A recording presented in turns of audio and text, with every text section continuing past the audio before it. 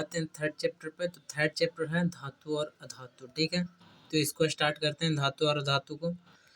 तो ये कह रहे हैं कि 9वीं कक्षा में आपने कई तत्वों के बारे में पढ़ा होगा और आपने देखा होगा कि किस प्रकार तत्वों को उनके गुणों के आधार पर धातु एवं अधातु में वर्गीकृत किया जाता है। अपने दैनिक जीवन में धातु एवं अधातु के उपयोगों पर विचार कीजिए। आपके विचार से कौन से गुणधर्म तत्वों को धातु एवं अधातु में वर्गीकृत करते हैं। यहाँ पे ये धातु एवं अधातु के प्रॉपर्टीज बताएगा कि कौन सा गुण है जो दोनों को बांटता है, धातु और अधातु में सेपरेट करता है, ठीक है। तो ये पूछ रहा किस प्रकार यह गुणधर्म इन तत्वों के उपयोग से संबंधित है। हम इनके कुछ गुणधर्मों का विस्तार से अध्ययन करेंगे। तो आइए पहले आते हैं भौतिक गुणधर्म। भौतिक गुणधर्म में आते हैं धातु के भौतिक गुणधर्म, ठीक है। इन पदार्थों के भौतिक गुणधर्मों की तुलना करके समूहों में अलग अलग करना सबसे आसान होता है। इनके अध्ययन के लिए हम निम्न क्रियाकलापों की सहायता लेते हैं। अनुभाग 3.1 से 3.6 में दिए गए क्रियाकलाप के लिए निम्न धातुओं iron, copper, aluminium, magnesium, sodium, lead, zinc तथा आसानी से मिलने वाले कुछ धातुएं के नमूने इकट्ठे कीजिए। ये बोल रहा है कि ये सब पे हमको प्रयोग करना है। कौन सब पे प्रयोग करना है कि iron, copper, aluminium, magnesium, sodium, lead, zinc, ये सब जो आसानी से मिलने वाले धातु है इस पे प्रयोग करना है, ठीक है। और उसी पे प्रयोग करेगा, वही बता रहा है कि ये सबको एकत्रित कीजिए। तो 3.1 क्या कर रहा है कि आयरन, कॉपर, एल्युमिनियम और मैग्नीशियम के नमूने लीजिए। प्रत्येक नमूना कैसा दिखाई देता है उस पर ध्यान दीजिए। पहले से कैसा दिखाई दे रहा है उस पर ऑब्जर्व करना है और उसको बाद में रेगमाल से रगड़ कर नमूनों की सतह को साफ कर लेना है और उसके बाद उसको अवलोकन करना है कि पहले कैसा था और अब कैसा दिखाई दे रहा है। तो ये पूछ रहा है, ये प्रयोग 1 है। तो प्रयोग 1 से हम लोग क्या सीखते हैं कि अपने शुद्ध रूप में धातु की सतह चमकदार होती है। अपने शुद्ध रूप में धातु की सतह चमकदार होती है। धातु के इस गुणधर्म को धात्विक चमक कहते हैं। तो ये आ गया पहला गुणधर्म। पहला भौतिक गुणधर्म में क्या है, धात्विक चमक, ठीक है। आगे आते हैं 3.2 में क्या कर रहा है कि आयरन, कॉपर, एल्युमिनियम तथा मैग्नीशियम का एक छोटा टुकड़ा लीजिए। इन धातुओं को तेज धार वाले चाकू से काटने का प्रयास कीजिए तथा आप अपने परीक्षणों को लिखिए। चिमटे से सोडियम धातु का एक टुकड़ा पकड़िए। सावधानी क्या बोल रहा है कि सोडियम धातु का उपयोग करते समय सावधान रहिए। फिल्टर पेपर के बीच दबाकर इसे सुखा लीजिए। मतलब कि ये बता रहा है क्या कि आयरन, कॉपर, एल्युमिनियम और मैग्नीशियम का एक छोटा टुकड़ा लीजिए। ये सब का एक छोटा छोटा टुकड़ा लेना है, ठीक है। और इन धातुओं को तेज धार वाले चाकू से काटने का प्रयास कीजिए और इनको चाकू से काटने का ट्राई कीजिए। अब देखिए कटता है या नहीं, इसको लिखिए, नोट कीजिए। और हम लोग जानते हैं कि धातु मैक्सिमम कठोर होते हैं, ठीक है। जैसे लोहा ही ले लीजिए, आयरन तो बहुत ज़्यादा कठोर होते हैं, ठीक है। वो चाकू से कटते नहीं हैं। लेकिन कुछ कुछ धातु होते हैं जो चाकू से एकदम आसानी से कट जाते हैं, जो पीरियोडिक टेबल के फर्स्ट रो में होते हैं। वही धातुएं कट जाती है जिसको हम लोग हेलिना के रफ से फरियाद इस टाइप से याद करे हैं। उनमें उस श्रेणी वाले तत्व आसानी से चाकू से कट जाते हैं, ठीक है। तो वो आगे बताएगा, एक्सेप्शन है, ठीक है। लेकिन मोस्टली धातु कठोर होते हैं, ये यहाँ पे बताने का प्रयास कर रहा है, ठीक है। तो यहाँ पे एक बात और करा कि सोडियम धातु का उपयोग करते समय हमेशा सावधानी बरती है। क्यों कि सोडियम बहुत एक्टिव धातु है, ठीक है, बहुत ज़्यादा एक्टिव धातु है। उसको वॉच गिलास पर रख कर इसे चाकू से काटने का प्रयास कीजिए। आपने क्या देखा, तो हम लोग देखते हैं कि मोस्टली धातु नहीं कटता है, लेकिन सोडियम और जो फर्स्ट रो में होता है फर्स्ट पीरियोडिक टेबल के, वो कट जाता है इजीली, ठीक है। आप देखते होंगे कि धातुएं सामान्यतः कठोर होती है, ठीक है। ये सेकंड प्रॉपर्टी है, ठीक है। फर्स्ट था क्या, फर्स्ट था धात्विक चमक, सेकंड है सामान्यतः धातुएं कठोर होती है। प्रत्येक धातु की कठोरता अलग अलग होती है, ये भी ध्यान देना। प्रत्येक धातु की कठोरता अलग अलग होती है। तो 2 गुण है तो हम लोग जान गए। तीसरा गुण क्या करा कि फिर से आयरन, जिंक तथा लेड, कॉपर का टुकड़ा लीजिए। आयरन, जिंक, लेड और कॉपर का टुकड़ा लेना है। किसी एक धातु को लोहे के ब्लॉक पर रखकर, लोहे के खंड पर रखकर 4-5 बार हथौड़े से प्रहार कीजिए। और हथौड़े से प्रहार करना है क्यों? कि उस पे चेक करना है, उसका आघात वर्धनीयता चेक करना है। क्यों? ये अन्य धातुओं के साथ भी यही कीजिए, सबके साथ यही कीजिए, सभी धातुओं के साथ, ठीक है। अब इन धातुओं के आकार में हुए परिवर्तन को लिखिए। तो हम लोग जानते हैं धातु कठोर होती है और कोई कठोर होता है लेकिन टूट जाता है इजली। लेकिन ये धातुओं के मोस्ट गुण होता है, धातुओं का एक और गुण होता है जिसे हम लोग आघात वर्धनीयता कहते हैं, ठीक है। आघात वर्धनीयता कहते हैं जिसके कारण धातु आसानी से टूटते नहीं हैं, ये पतली चादर के रूप में फैल जाता है, ठीक है। तो आगे आएगा कि आघात वर्धनीयता, तन्यता के कारण धातुओं को हम किसी भी आकार में यूज कर सकते हैं, ठीक है। तो तन्यता आगे आएगा। तो यही आघात वर्धनीयता गुण कौन क्या है कि धातुओं को पीट कर पतली चादर के रूप में बनाया जाता है। इस गुणधर्म को हम लोग आघात वर्धनीयता कहते हैं, ठीक है। क्या आप जानते हैं कि सोना तथा चांदी सबसे अधिक आघातवर्धक धातु होते हैं? ये यहाँ पे आ गया अपना पॉइंट, ठीक है। ये ध्यान रखना है कि सोना तथा चांदी सबसे अधिक आघातवर्धक धातुएं होती हैं, ठीक है। ये ध्यान रखना। पूछ सकता है कि कौन सा धातु सबसे अधिक आघातवर्धक होते हैं? सोना चांदी, ठीक है। आगे आते हैं 3.4 में। उन धातुओं की सूची बनाई है जिसके तार आप दैनिक जीवन में देखते हैं। तार मतलब बिजली वाला तार, ठीक है, बिजली वाला तार। तो उन धातुओं की सूची बनाई है जिनके तार आप दैनिक जीवन में देखते हैं। तो मोस्टली हम लोग एल्युमिनियम, कॉपर, ये सब का तार हम लोग देखते हैं, ठीक है। तो धातु के पतले तार के रूप में खींचने की क्षमता को तन्यता कहते हैं। तन्यता किस गुण को कहते हैं? तार के रूप में, पतले तार के रूप में खींचने की क्षमता को तन्यता कहते हैं, ठीक है। और आघात वर्धनीयता किसको कहते हैं? पतले चादर के रूप में पीट पीट कर बनाया जाता है। धातु का अगर गोल है तो उसको पीट पीट कर हम लोग पतले चादर के रूप में बना देते हैं, तो उसे हम लोग कहते हैं क्या? आघात वर्धनीयता। और अगर किसी भी आकार का हम खींच के उसे पतले तार के रूप में बना देते हैं तो वो हो जाता है तन्यता, ठीक है। ये दोनों गुण ध्यान रखना है। सोना सबसे अधिक तन्य धातुएं हैं। सोना के बारे में हम लोग जानिए, बहुत ही तन्य धातु है। क्यों? कि ये 1 ग्राम सोना से 2 किलोमीटर लंबा तार बनाया जा सकता है। तो आप लोग बोल सकते हो कि सोना का ही तार क्यों नहीं यूज करते हैं? तो ये बहुत कॉस्टली आएगा, ठीक है। इसी कारण सोना धातु का यूज तार के बनाने में नहीं करते। धातु के पतले तार के रूप में खींचने की क्षमता को तन्यता कहा जाता है। सोना सबसे अधिक तन्य धातु है, ये ध्यान रखना। आघातवर्धक कौन था? 2 था, सोना और चांदी दोनों। लेकिन सबसे अधिक तन्य धातु कौन सा? सोना। क्यों? 1 ग्राम सोने से 2 किलोमीटर लंबा तार बनाया जा सकता है, ठीक है। आगे आते हैं।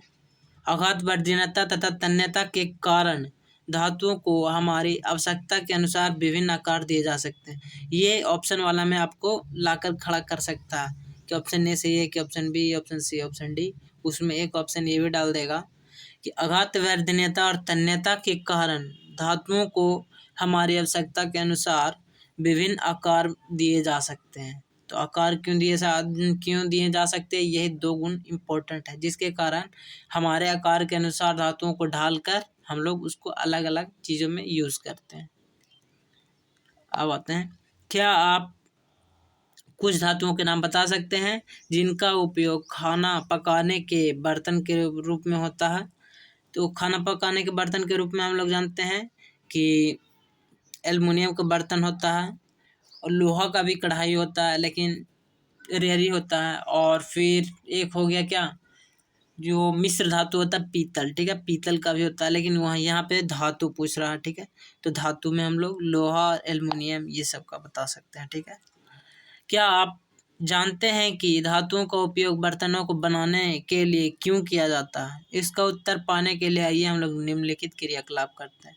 अब हम लोग किसका उत्तर जानना चाहेंगे कि धातुओं का उपयोग बर्तन बनाने में क्यों किया जाता है, ठीक है। धातुओं का उपयोग बर्तन बनाने में उसमें चालकता होता है और इसी कारण करते हैं। ठीक है, 3.5 में आइए, एल्युमिनियम या कॉपर का तार लीजिए। एल्युमिनियम या कॉपर का तार लेना है। क्लैंप की मदद से इस तार को स्टैंड से बांध दीजिए। क्लैंप की मदद से, क्लैंप ये है, ठीक है, क्लैंप की मदद से इस तार को स्टैंड में बांध दीजिए।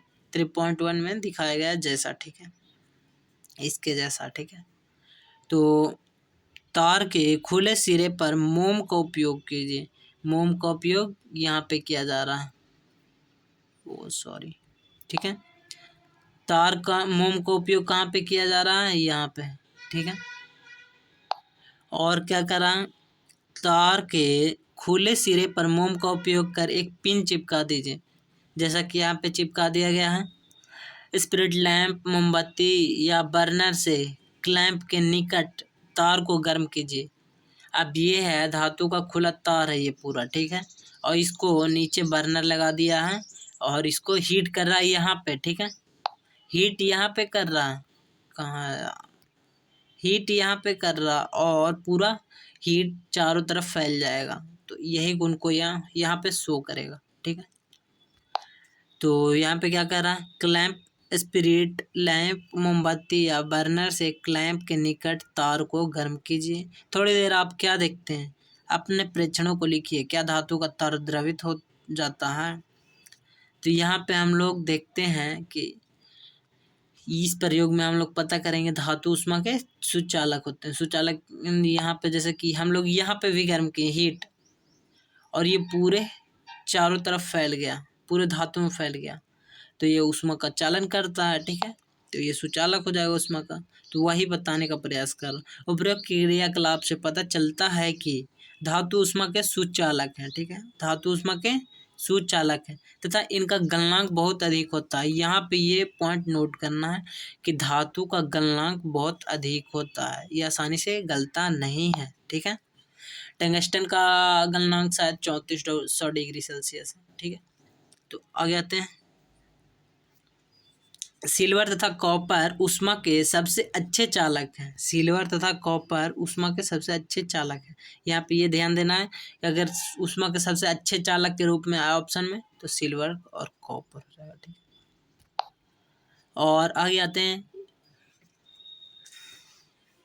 इनकी तुलना में लेड तथा मरकरी उष्मा के कुचालक हैं।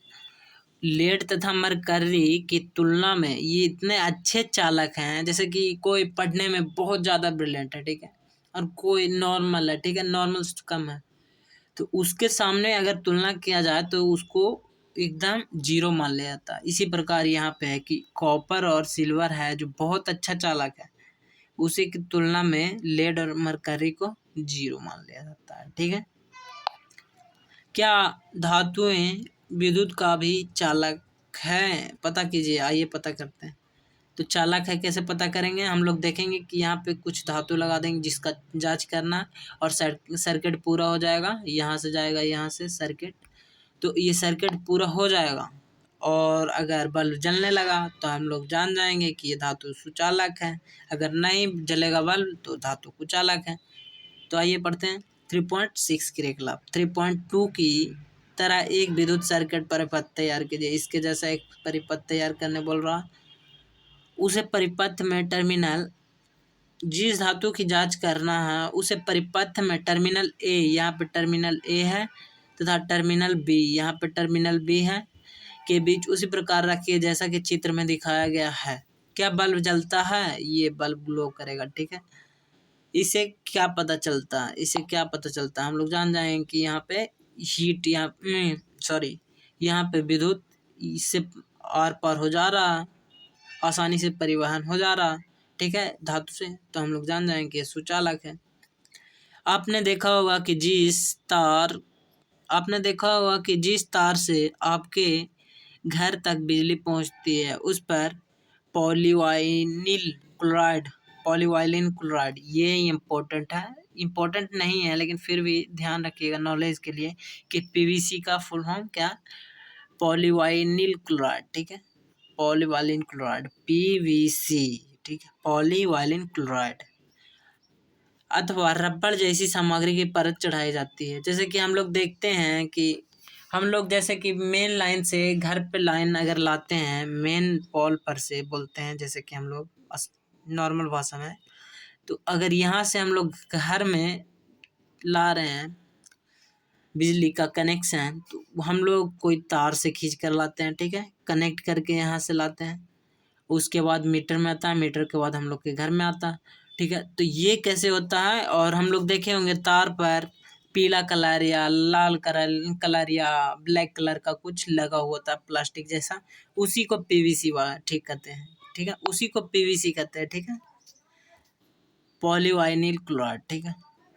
तो उसी पे जैसे कि परत चढ़ी होती है, ये परत विद्युत तार पर ऐसे परत क्यों चढ़ी होती है, क्यों चढ़ी होती है, हम लोग की सुरक्षा की दृष्टि से चढ़ी होती है, शॉर्ट सर्किट से चढ़ी होती है, क्योंकि हम लोग वायरिंग करते हैं तो बहुत सारे तारों को एक ही रास्ते से लेकर जाते हैं, तो उसमें शॉर्ट सर्किट हो जाएगा अगर पीवीसी ऊपर से कवर्ड नहीं रहेगा तो, ठीक है, इसी कारण, ठीक है। आगे देखते हैं,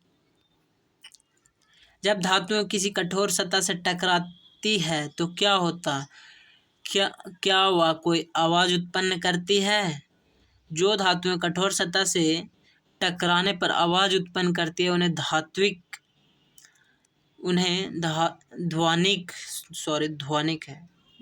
कहते हैं, ध्वनिक यानी सोनोरस। क्या आप अब बता सकते हैं कि स्कूल की घंटी धातु की क्यों बनी होती है, ठीक है।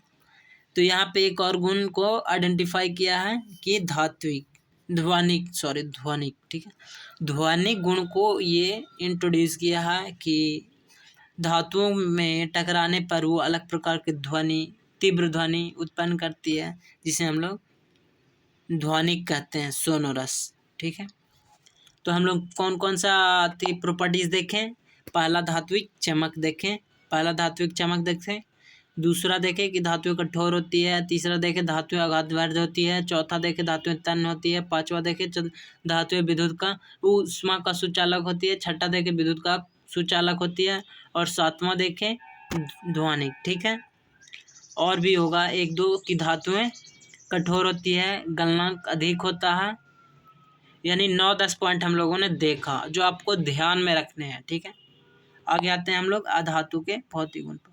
पिछली कक्षा में आप अध्ययन कर चुके हैं कि धातुओं की तुलना में अधातुओं की संख्या कम है। यहाँ पे हाँ हम लोग जानते हैं कि धातुओं की तुलना में, ठीक है, अधातुओं की संख्या बहुत कम है, ठीक है, अधातुओं की संख्या बहुत कम है। जैसे कि कौन कौन से अधातु है, तो अधातु का ध्यान रखिएगा, कभी कभी हम लोग नाम मिस कर जाते हैं। तो ये तो सिंपल है, कार्बन सल्फर आयोडीन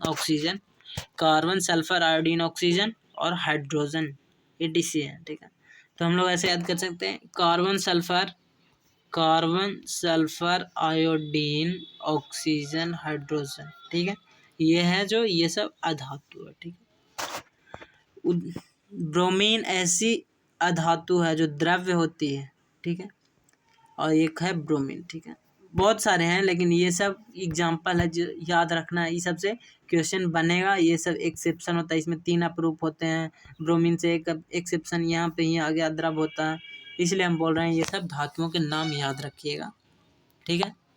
तो धातुओं के नाम याद रहेगा तो प्रॉपर्टीज याद करने में आसानी होगी, एक्सेप्शन ढूंढने में आसानी होगी, ठीक है। तो हम लोग चलते हैं आगे। ब्रोमीन ऐसी अधातु है जो द्रव्य होती है, मतलब कि यहाँ पे ये बताना चाह रहा है कि अधातुएं होती है जो सामान्यतः कठोर होती है, धातुओं के टाइप, और ठोस अवस्था में होती है या तो गैस अवस्था में होती है, लेकिन द्रव्य नहीं होती है। लेकिन ब्रोमीन ऐसा है, ब्रोमीन जो अधातु है वो द्रव्य में होती है। ये इम्पोर्टेंट करने वाली बात है कि अधातुएं चाहे तो सॉलिड होती है, नहीं तो गैस होती है, ठीक है। लिक्विड कौन सी है, लिक्विड है एक ब्रोमीन, यहाँ पे ध्यान देना है, ब्रोमीन, ठीक है। आगे आते हैं, ब्रोमीन ऐसी अधातु है जो द्रव्य होती है, इसके अलावा सारी अधातुएं या तो ठोस या फिर गैस से होती है। सारी अधातुएं कैसी होती है, या तो ठोस होती है या फिर गैस होती है। यहाँ पे हम बताएं कि ठोस गैस होती है जो अधातु होती है, चाहे तो ठोस चाहे तो गैस, लेकिन एक है जो लिक्विड में होता है, कौन? ब्रोमीन। ठीक है, आगे आते हैं कहाँ, आइए पता करते हैं, क्या पता करना है। तो ये है क्रियाकलाप 3.7, कार्बन, कार्बन का कोल या ग्रेफाइट। ये कार्बन का अप्रूप है। कार्बन का 3 अप्रूप होता है, कौन? पहला हीरा होता है, फिर एक होता है ग्रेफाइट होता है, बाकी मिस्टर फ्लोरीन होता है, ये सब। ठीक है, ध्यान रखना है कि कार्बन, सल्फर तथा आयोडीन के नमूने एकत्रित कीजिए। कार्बन, सल्फर तथा आयोडीन के नमूने एकत्रित करना है तथा इन अधातुओं से 3.1 से 3.4 तक, जैसे कि हम लोग धातुओं के गुण देखे थे कि धात्विक चमक, धात्विक कठोरता, ऊष्मा के चालक, विद्युत के चालक, तो जो जो हम लोग ने प्रयोग किया था वो प्रयोग को दोहराना है और इसमें लिखना है कि क्या होता है, अधातु आघात होती है कि नहीं होती है, तन्य होती है कि नहीं होती है, विद्युत चालकता होती है कि नहीं, ध्वनिक होता है कि नहीं, ये सब लिखना है। ठीक है, जिसे हम लोग देखे थे कि धातु सब में गुण है। अब सारणी 3.1 में लिखे, हम लोग जानते हैं कि उसके जस्ट अपोजिट होता है, लेकिन कोई कोई गुण होता है जो सेम टू सेम मैच करेगा, सेम टू सेम मैच करेगा धातु और अधातु का। ठीक है, तो उसको ध्यान दीजिएगा, ये सब ऊपर दोहरा लीजिएगा। ठीक है, वैसे सिंपली अपोजिट मान लीजिएगा। ठीक है, अब यहाँ पे लिखिए 3.1 में लिखे परीक्षणों के आधार पर अपनी कक्षा में धातुओं तथा अधातुओं के सामान्य गुणधर्मों की चर्चा कीजिए। अब धातु और अधातु के गुणधर्म तो हम लोग जान गए हैं, तो उसको चर्चा कीजिए। आपको आता है तो उसको बताइए, जिसको नहीं आता उसको बताइए। ठीक है, आप निश्चित रूप से यह निष्कर्ष पर पहुँचे होंगे कि केवल भौतिक गुणधर्मों के आधार पर ही हम तत्वों का वर्गीकरण नहीं कर सकते हैं, क्योंकि इसमें कई अपवाद हैं। ठीक है, हम लोग जान गए कि कई सारे गुण तो सेम टू सेम होते हैं, ये बताएं हम, सेम टू सेम होते हैं किसके? धातु और अधातु के। ठीक है, धातु और अधातु के कई सारे गुण सेम टू सेम होते हैं, तो हम लोग भौतिक आधार पर इसका बंटवारा करना आसान नहीं होता है। ठीक है, हम लोगों को भौतिक आधार पर बंटवारा करना आसान नहीं होता, इसलिए रासायनिक क्रिया कर उसको बांटेंगे धातु और अधातु के रूप में। ठीक है, तो आइए हम लोग कुछ उदाहरण देखते हैं कि क्यों अब बांटना आसान नहीं है भौतिक आधार पर। ठीक है, मरकरी को छोड़कर सारी अधातुएं कमरे के ताप पर ठोस अवस्था में पाई जाती है। एक बात बताते हैं हम आप लोग को, केमिस्ट्री में ज़्यादातर क्वेश्चन कहाँ से बनते हैं? एक्सेप्शन से बनते हैं। ठीक है, जहाँ एक्सेप्शन है वहाँ से क्वेश्चन बनेगा। ठीक है, और एक्सेप्शन को ही याद रखना होता है। ठीक है, थ्योरी याद रखिए फिर एक्सेप्शन याद रखिए, उसका एग्जाम्पल हो जाएगा। तो आइए यहाँ पे क्या बोल रहा है, मरकरी को छोड़कर सारी धातुएं कमरे के ताप पर ठोस अवस्था में पाई जाती है। तो मरकरी हो गया एक्सेप्शन, क्योंकि मरकरी द्रव अवस्था में पाई जाती है। तो यहाँ पे हम लोग दो चीज़ सीख सकते हैं कि सारे धातु होते हैं जो ठोस अवस्था में पाई जाती है, लेकिन मरकरी होता है जो धातु है लेकिन वो द्रव अवस्था में पाया जाता है। क्रियाकलाप 3.5 में आपने देखा हो कि धातुओं का गलनांक अधिक होता है। हाँ, हम लोग ने देखा, लेकिन गैलियम और सीजियम का गलनांक बहुत कम है। यहाँ पे एक और एक्सेप्शन है। क्या एक्सेप्शन? कि गैलियम और सीजियम है, ये दोनों का गलनांक बहुत कम है। ठीक है, गलनांक बहुत ज़्यादा कम है। कितना कम है कि हम लोग हाथ पर लेंगे हथेली पर, वो पिघलना स्टार्ट कर देगा। ठीक है, तो ये ध्यान रखना है, गैलियम और सीजियम। मरकरी तो आपको याद ही होगा। आयोडीन अधातु होते हुए भी चमकीला होता है। आयोडीन कैसे होता है? आयोडीन अधातु होते हुए भी चमकीला होता है। यहाँ पे ये नोट करना है, क्योंकि हम लोग धात्विक चमक फर्स्ट ही प्रॉपर्टी देखे थे धातुओं में। ठीक है, लेकिन ये अधातु में है धात्विक चमक, इसीलिए इसको एक्सेप्शन मान लिया गया। और आगे आते हैं, कार्बन ऐसी अधातु है जो विभिन्न रूपों में विद्यमान है। हम लोग बताएं कि उसका 3 अपरूप होता है। प्रत्येक रूप को अपरूप कहते हैं। कार्बन के जितने भी रूप होते हैं उसको अपरूप कहते हैं। ठीक है, मान के चलिए कार्बन का 3 संतान है, ठीक है, उसको अपरूप कहते हैं। संतान की जगह अपरूप कहा गया, ठीक है। जैसे हीरा कार्बन का एक अपरूप है, ये हो गया हीरा कार्बन का एक अपरूप है। आगे आते हैं, यह सबसे कठोर प्राकृतिक पदार्थ है। हीरा सबसे कठोर प्राकृतिक पदार्थ है, ये याद रखिएगा, ठीक है। और इसका अपवर्तनांक भी याद रखिएगा। ये सब इजीली क्वेश्चन आता है, जो पूछेगा नहीं लेकिन आपको जानकारी होना चाहिए, ठीक है। इसका गलनांक तथा क्वथनांक बहुत अधिक होता है, ये बहुत कठोर होता है, इसका गलनांक क्वथनांक अधिक होता है। ये कार्बन का अपरूप है, ये याद रखना। कार्बन का एक अन्य अपरूप ग्रेफाइट है, विद्युत का सुचालक होता है, ठीक है। अब ग्रेफाइट है जो विद्युत का सुचालक होता है। हम भैया सुचालक हैं विद्युत के, हम कार्बन के हैं, फिर भी हम भक्त हैं। सुचालक विद्युत का हम भाई है, विद्युत का हम दोस्त हैं, ठीक है। कौन है? ग्रेफाइट। दो चीज हम लोग देखा, कार्बन का संतान है जो अलग अलग डायरेक्शन में मूव कर रहा है। एक है जो कठोर है, मैं झुकूंगा नहीं, मैं गलूंगा नहीं, मेरा क्वथनांक बहुत ज़्यादा है, मैं बहुत चमकीला हूँ, मैं हार्ड हूँ, ये सब है, ठीक है। और एक है जो भैया आप पूछ रहे हो, हम विद्युत का सुचालक है, ठीक है। अब आते हैं हम लोग क्या कर रहे हैं, फोर्थ पॉइंट क्या है, क्षारीय धातु। यहाँ पे यह ध्यान रखना है, क्षारीय धातु जो फर्स्ट कॉलम में हम बताए थे कि फर्स्ट कॉलम में होता है।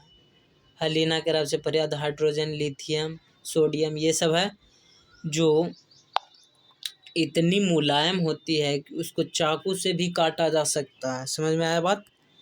धातु है लेकिन एक्सेप्शन क्या है इनका कि इतना मुलायम होता है कि आओ मुझे कोई भी काट के ले जाओ, केक की तरह काट दो, इजीली कट जाएगा, ठीक है। इनके घनत्व का गलनांक कम होता है, इनका घनत्व तथा गलनांक कम होता है, तो इनका घनत्व और गलनांक दोनों कम होता है। तो तत्वों को उनके रासायनिक गुणधर्मों के आधार पर अधिक स्पष्टता से धातु एवं अधातु में वर्गीकृत किया जा सकता है।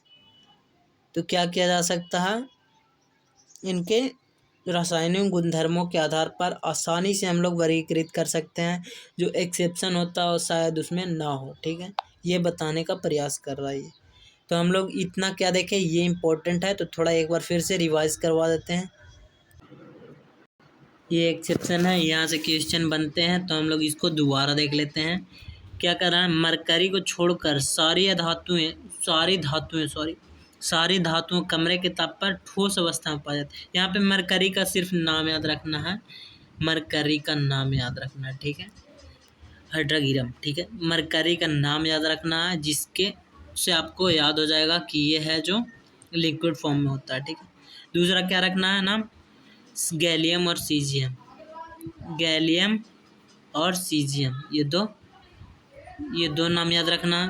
तो 3 नाम हो गया, क्या क्या, हाइड्रोगिरम यानी मरकरी, गैलियम और सीजियम, ये 3 नाम याद रखना है। गैलियम और सीजियम से क्या याद रखना है, इसका गलनांक बहुत अधिक होता है, इसका गलनांक बहुत कम होता है, ठीक है, हथेली पर लेने के साथ ही पिघल जाता है, ठीक है। तो ये याद हो गया। फिर आयोडीन याद रखना, आयोडीन, ठीक है, आयोडीन याद रखना, ये इतना चमकीला होता है कि ये एक्सेप्शन में चला जाता है, ये अधातु होता है, ठीक है।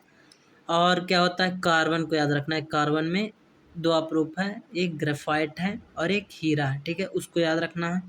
उसके बाद क्या आता है कि ग्रेफाइट हो गया, फिर क्षारीय धातु, अल्कलाइन मेटल को याद रखना है कि कौन कौन अल्कलाइन मेटल को, लिथियम, हलीना के रब से फरियाद वाला में लिथियम, सोडियम, पोटेशियम, हलीना के रुबेडियम, ये सब याद रखना है, ठीक है। बहुत सारे हैं लेकिन ये 4 धातु, ये 4 याद रखना है। एक्सेप्शन पहला है हाइड्रोगिरम मरकरी, उसको क्या याद रखना है, ये धातु कमरे के ताप पर द्रव अवस्था में होता है, ठीक है। और ये क्या है, धातु है, कठोर होता है लेकिन गलनांक अधिक होता है। लेकिन गैलियम और सीजियम ऐसा है कि जिसका गलनांक बहुत कम होता है, बहुत ज़्यादा कम होता है, ठीक है। तो गलनांक बहुत ज़्यादा कम होता है। उसके बाद क्या करना है इसको कि याद रखना आयोडीन को याद रखना है। क्यों? ये बहुत चमकीला होता है। कार्बन को याद रखना है। कार्बन के दो रूप होते हैं, हीरा और ग्रेफाइट। ठीक है, हीरा और ग्रेफाइट होता है। हीरा को याद रखना है उसकी कठोरता के लिए, उसका गलनांक बहुत होता है, क्वथनांक अधिक होता है। और कार्बन को याद रखना है विद्युत सुचालक के लिए। ठीक है, और ये है क्षारीय धातु है। क्षारीय धातु को याद रखना है क्या? क्षारीय धातु को याद रखना चाकू से काटे जाने के रूप में। ठीक है, अब आते हैं आगे। एक ये है क्रियाकलाप। ठीक है, तो ये क्रियाकलाप हम लोग पढ़ते हैं, थोड़ा इसको छोटा। क्रियाकलाप है 3 पॉइंटेड। मैग्नीशियम की एक पट्टी तथा थोड़ा सल्फर का चूर्ण लीजिए। ठीक है, मैग्नीशियम की पट्टी का दहन कीजिए, उसकी राख को इकट्ठा करके उसे पानी में घोल लीजिए।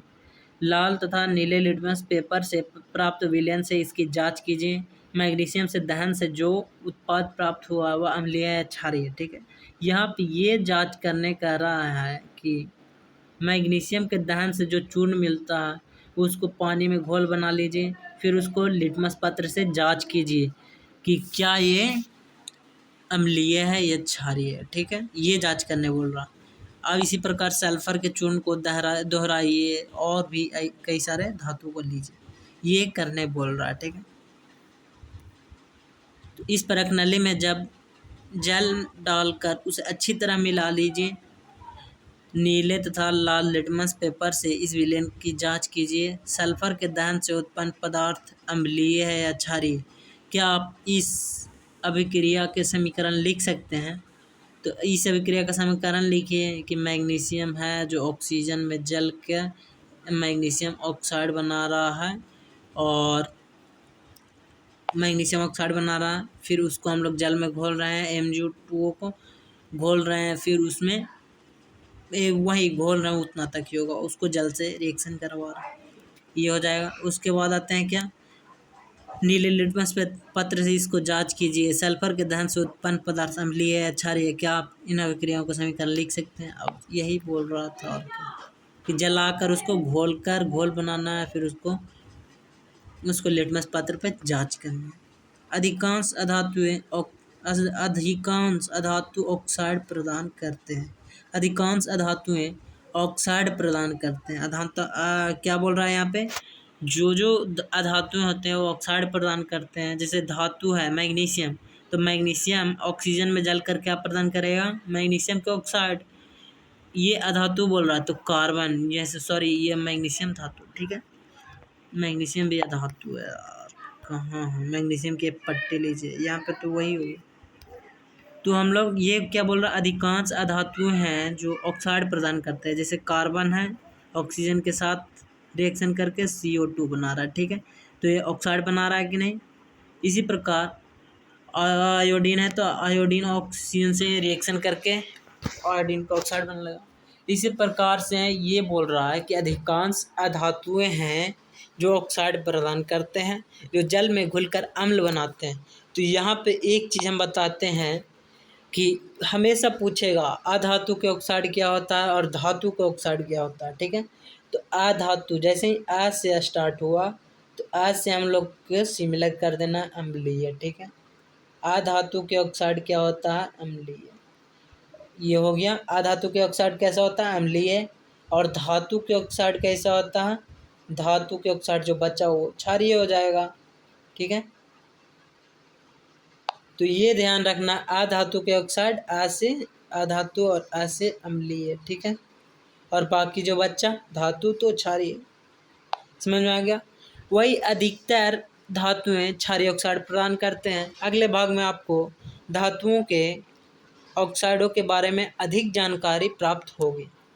अगले भाग में धातुओं के ऑक्साइडों की अधिक जानकारी प्राप्त होगी। प्रश्न क्या कह रहा, ऐसी धातु का उदाहरण दीजिए जो, धातु का उदाहरण देने का रहा। ठीक है, कमरे के ताप पर द्रव्य अवस्था में होती है। तो कमरे के ताप पर द्रव्य अवस्था में कौन होती है? तो अभी याद दिलाए थे, मरकरी। ठीक है, और चाकू से आसानी से काटा जाने वाला क्षारीय धातु में लिथियम, सोडियम, पोटेशियम। ठीक है, और ऊष्मा के सबसे अच्छी चालक हम लोग देखे थे चांदी और कॉपर। ठीक है, ऊष्मा के कुचालक में तो बहुत सारे अधातु आ जाएंगे। ठीक है, और अगर पूछ रहा है कि वैसा धातु का नाम बताया जो विद्युत का सुचालक होता है, तो ग्रेफाइट। अघातवर्ध्य तथा तन्यता का अर्थ बताइए। तो अघातवर्ध्य में जिस हम लोग धातु को पीटकर पतली चादर के रूप में बना देते हैं, और तन्यता में हम लोग धातु को तार के रूप में खींचकर पतली तार के रूप में खींचकर बना देते हैं। ठीक है, ये हो गया। ये रिवाइज के लिए क्वेश्चन दिया रहता है, बढ़िया रहता है, ध्यान दीजिएगा, बनाइएगा। आगे आते हैं धातुओं के रासायनिक गुणधर्म। धातुओं के रासायनिक गुणधर्म क्या कह रहा है, उसके आते हैं। धातुओं के रासायनिक गुणधर्मों के बारे में हम भाग 3.2.1 से 3.2.4 में पढ़ेंगे।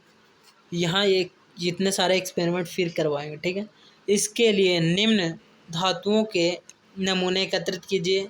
Aluminium, copper, iron, lead, magnesium, zinc तथा सोडियम।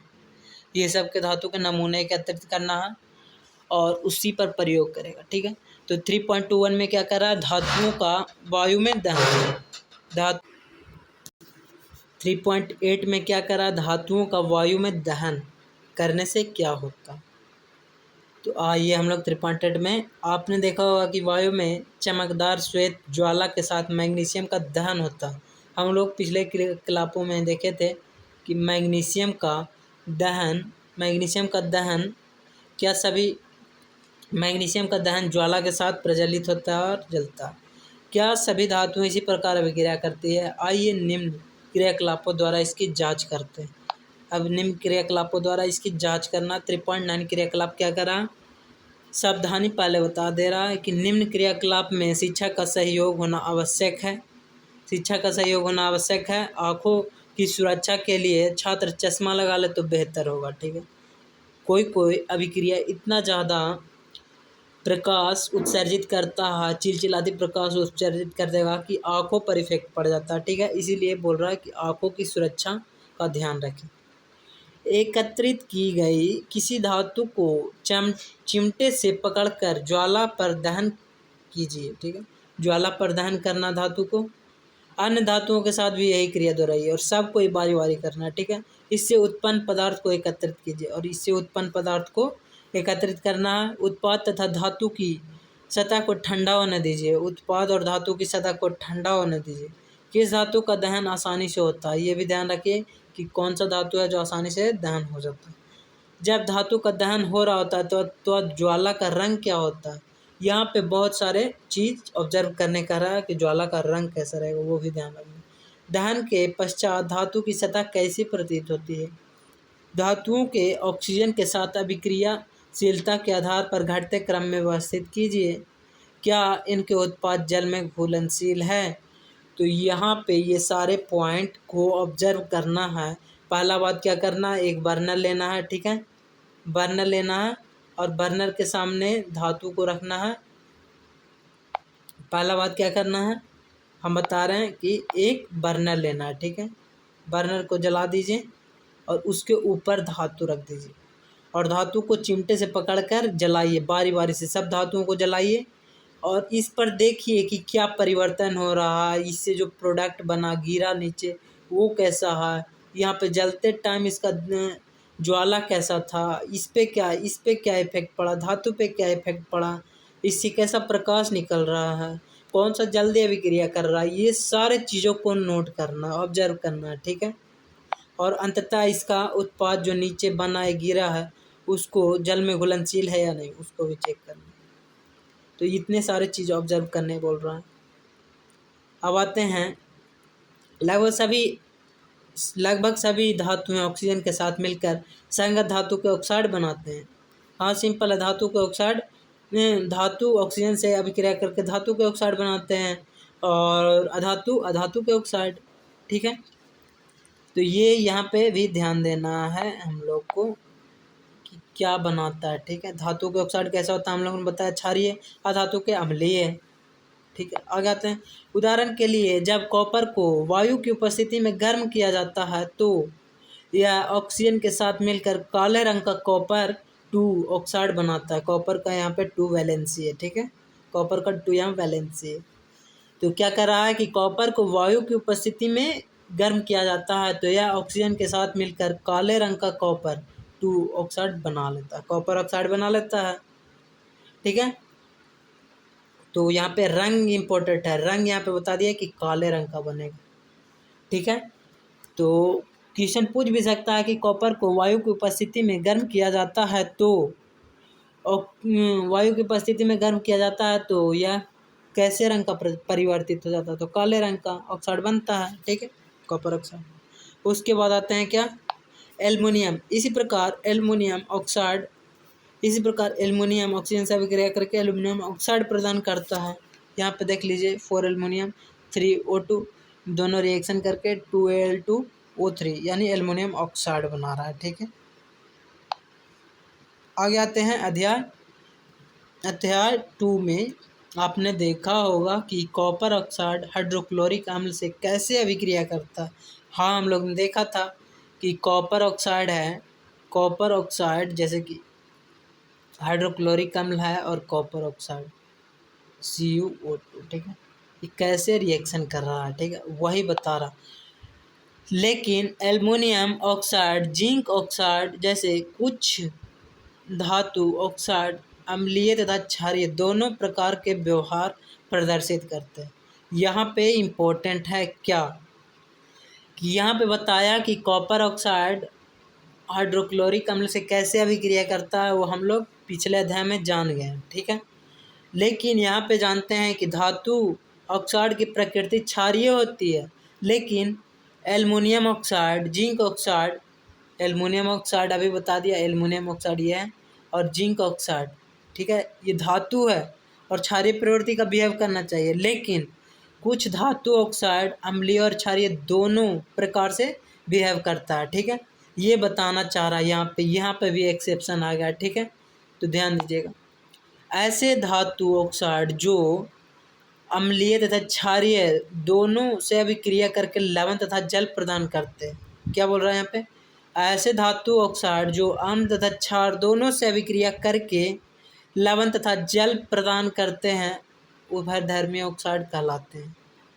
उभयधर्मी ऑक्साइड का डिफिनेशन पूछता भी है 10th में, तो ये जरूरी पूछता है, लेकिन कॉम्पिटिटिव में एग्जाम्पल पूछ देगा, ठीक है। तो ध्यान दीजिएगा कि धातु ऑक्साइड जो अम्ल तथा क्षार दोनों से अभिक्रिया करके, धातु ऑक्साइड ऐसा जो अम्ल और क्षार दोनों से अभिक्रिया करके लवण और जल प्रदान करता है। कोई धातु के ऑक्साइड हो, हमें उससे मतलब नहीं है, अम्ल तथा क्षारक दोनों से अभिक्रिया करता है और लवण तथा जल प्रदान करता है, उसे उभयधर्मी ऑक्साइड कहते हैं। जैसे कि यहाँ पे देख लीजिए एल्युमिनियम ऑक्साइड, यहाँ पे भी एल्युमिनियम ऑक्साइड, यहाँ पे ये अम्ल है, ठीक, और यहाँ पे ये है क्षार, ठीक है, दोनों से अभिक्रिया करके लवण यहाँ पे भी बना दिया, लवण यहाँ पे बना दिया और यहाँ पे जल बना दिया, ठीक है। तो ये बोल रहा है कि कोई भी धातु के ऑक्साइड जो एल्युमिनियम कोई भी धातु के ऑक्साइड जो अम्ल और क्षार दोनों से अभिक्रिया करता है और लवण और जल का निर्माण करता है, उसे उभयधर्मी ऑक्साइड कहते हैं, ठीक है। अब आते हैं आगे, सोडियम एल्युमिनेट, ठीक है, बना रहा। अधिकांश धातु ऑक्साइड जल में घुलनशील है, लेकिन इनमें से कुछ जल में घुलकर क्षार प्रदान करते हैं। अधिकांश धातु ऑक्साइड जल में अधिकांश धातु ऑक्साइड जल में अघुलनशील है। अघुलनशील मतलब घुलता नहीं है, और धातु ऑक्साइड क्षारीय होता है, लेकिन इनमें से कुछ जल में घुलकर क्षार प्रदान करते हैं। जल में घुलकर क्या प्रदान करते हैं, क्षार, क्योंकि क्षार प्रवृत्ति के होते हैं। सोडियम ऑक्साइड एवं पोटेशियम ऑक्साइड निम्न प्रकार से जल में घुलकर क्षार प्रदान करते हैं। तो हम लोग जानते हैं कि धातु के ऑक्साइड क्षारीय प्रवृत्ति के धातु के ऑक्साइड क्षारीय प्रवृत्ति के होते हैं, तो जल में घुलकर क्षार ही प्रदान करेंगे। तो यहाँ पे देखिए कैसे प्रदान कर रहा है क्षार, इसका यूज यहाँ पे देखिए ये, ठीक, और यहाँ पे देखिए ये, दोनों में देखिए ऑब्जर्व कीजिए, ये है जो धातु के ऑक्साइड है, ये भी धातु के ऑक्साइड है, और हम लोग जानते हैं धातु के ऑक्साइड क्षारीय प्रवृत्ति के होते हैं, और जल में घुल गया, जल में घुल कर क्या बना दिया, ये भी क्षार बना दिया, NaOH। हम लोग जानते हैं NaOH और KOH क्षार है, OH जिसकी मात्रा लगी है वो क्षार, ठीक है। आगे आते हैं क्रियाकलाप 3.9। 3.9 में हमने देखा कि ऑक्सीजन के साथ सभी धातुएं एक ही दर से अभिक्रिया नहीं करती है। ऑक्सीजन के साथ सभी धातुएं एक ही दर से अभिक्रिया नहीं करती है। विभिन्न धातुएं ऑक्सीजन के साथ विभिन्न अभिक्रियाशीलता प्रदर्शित करती है।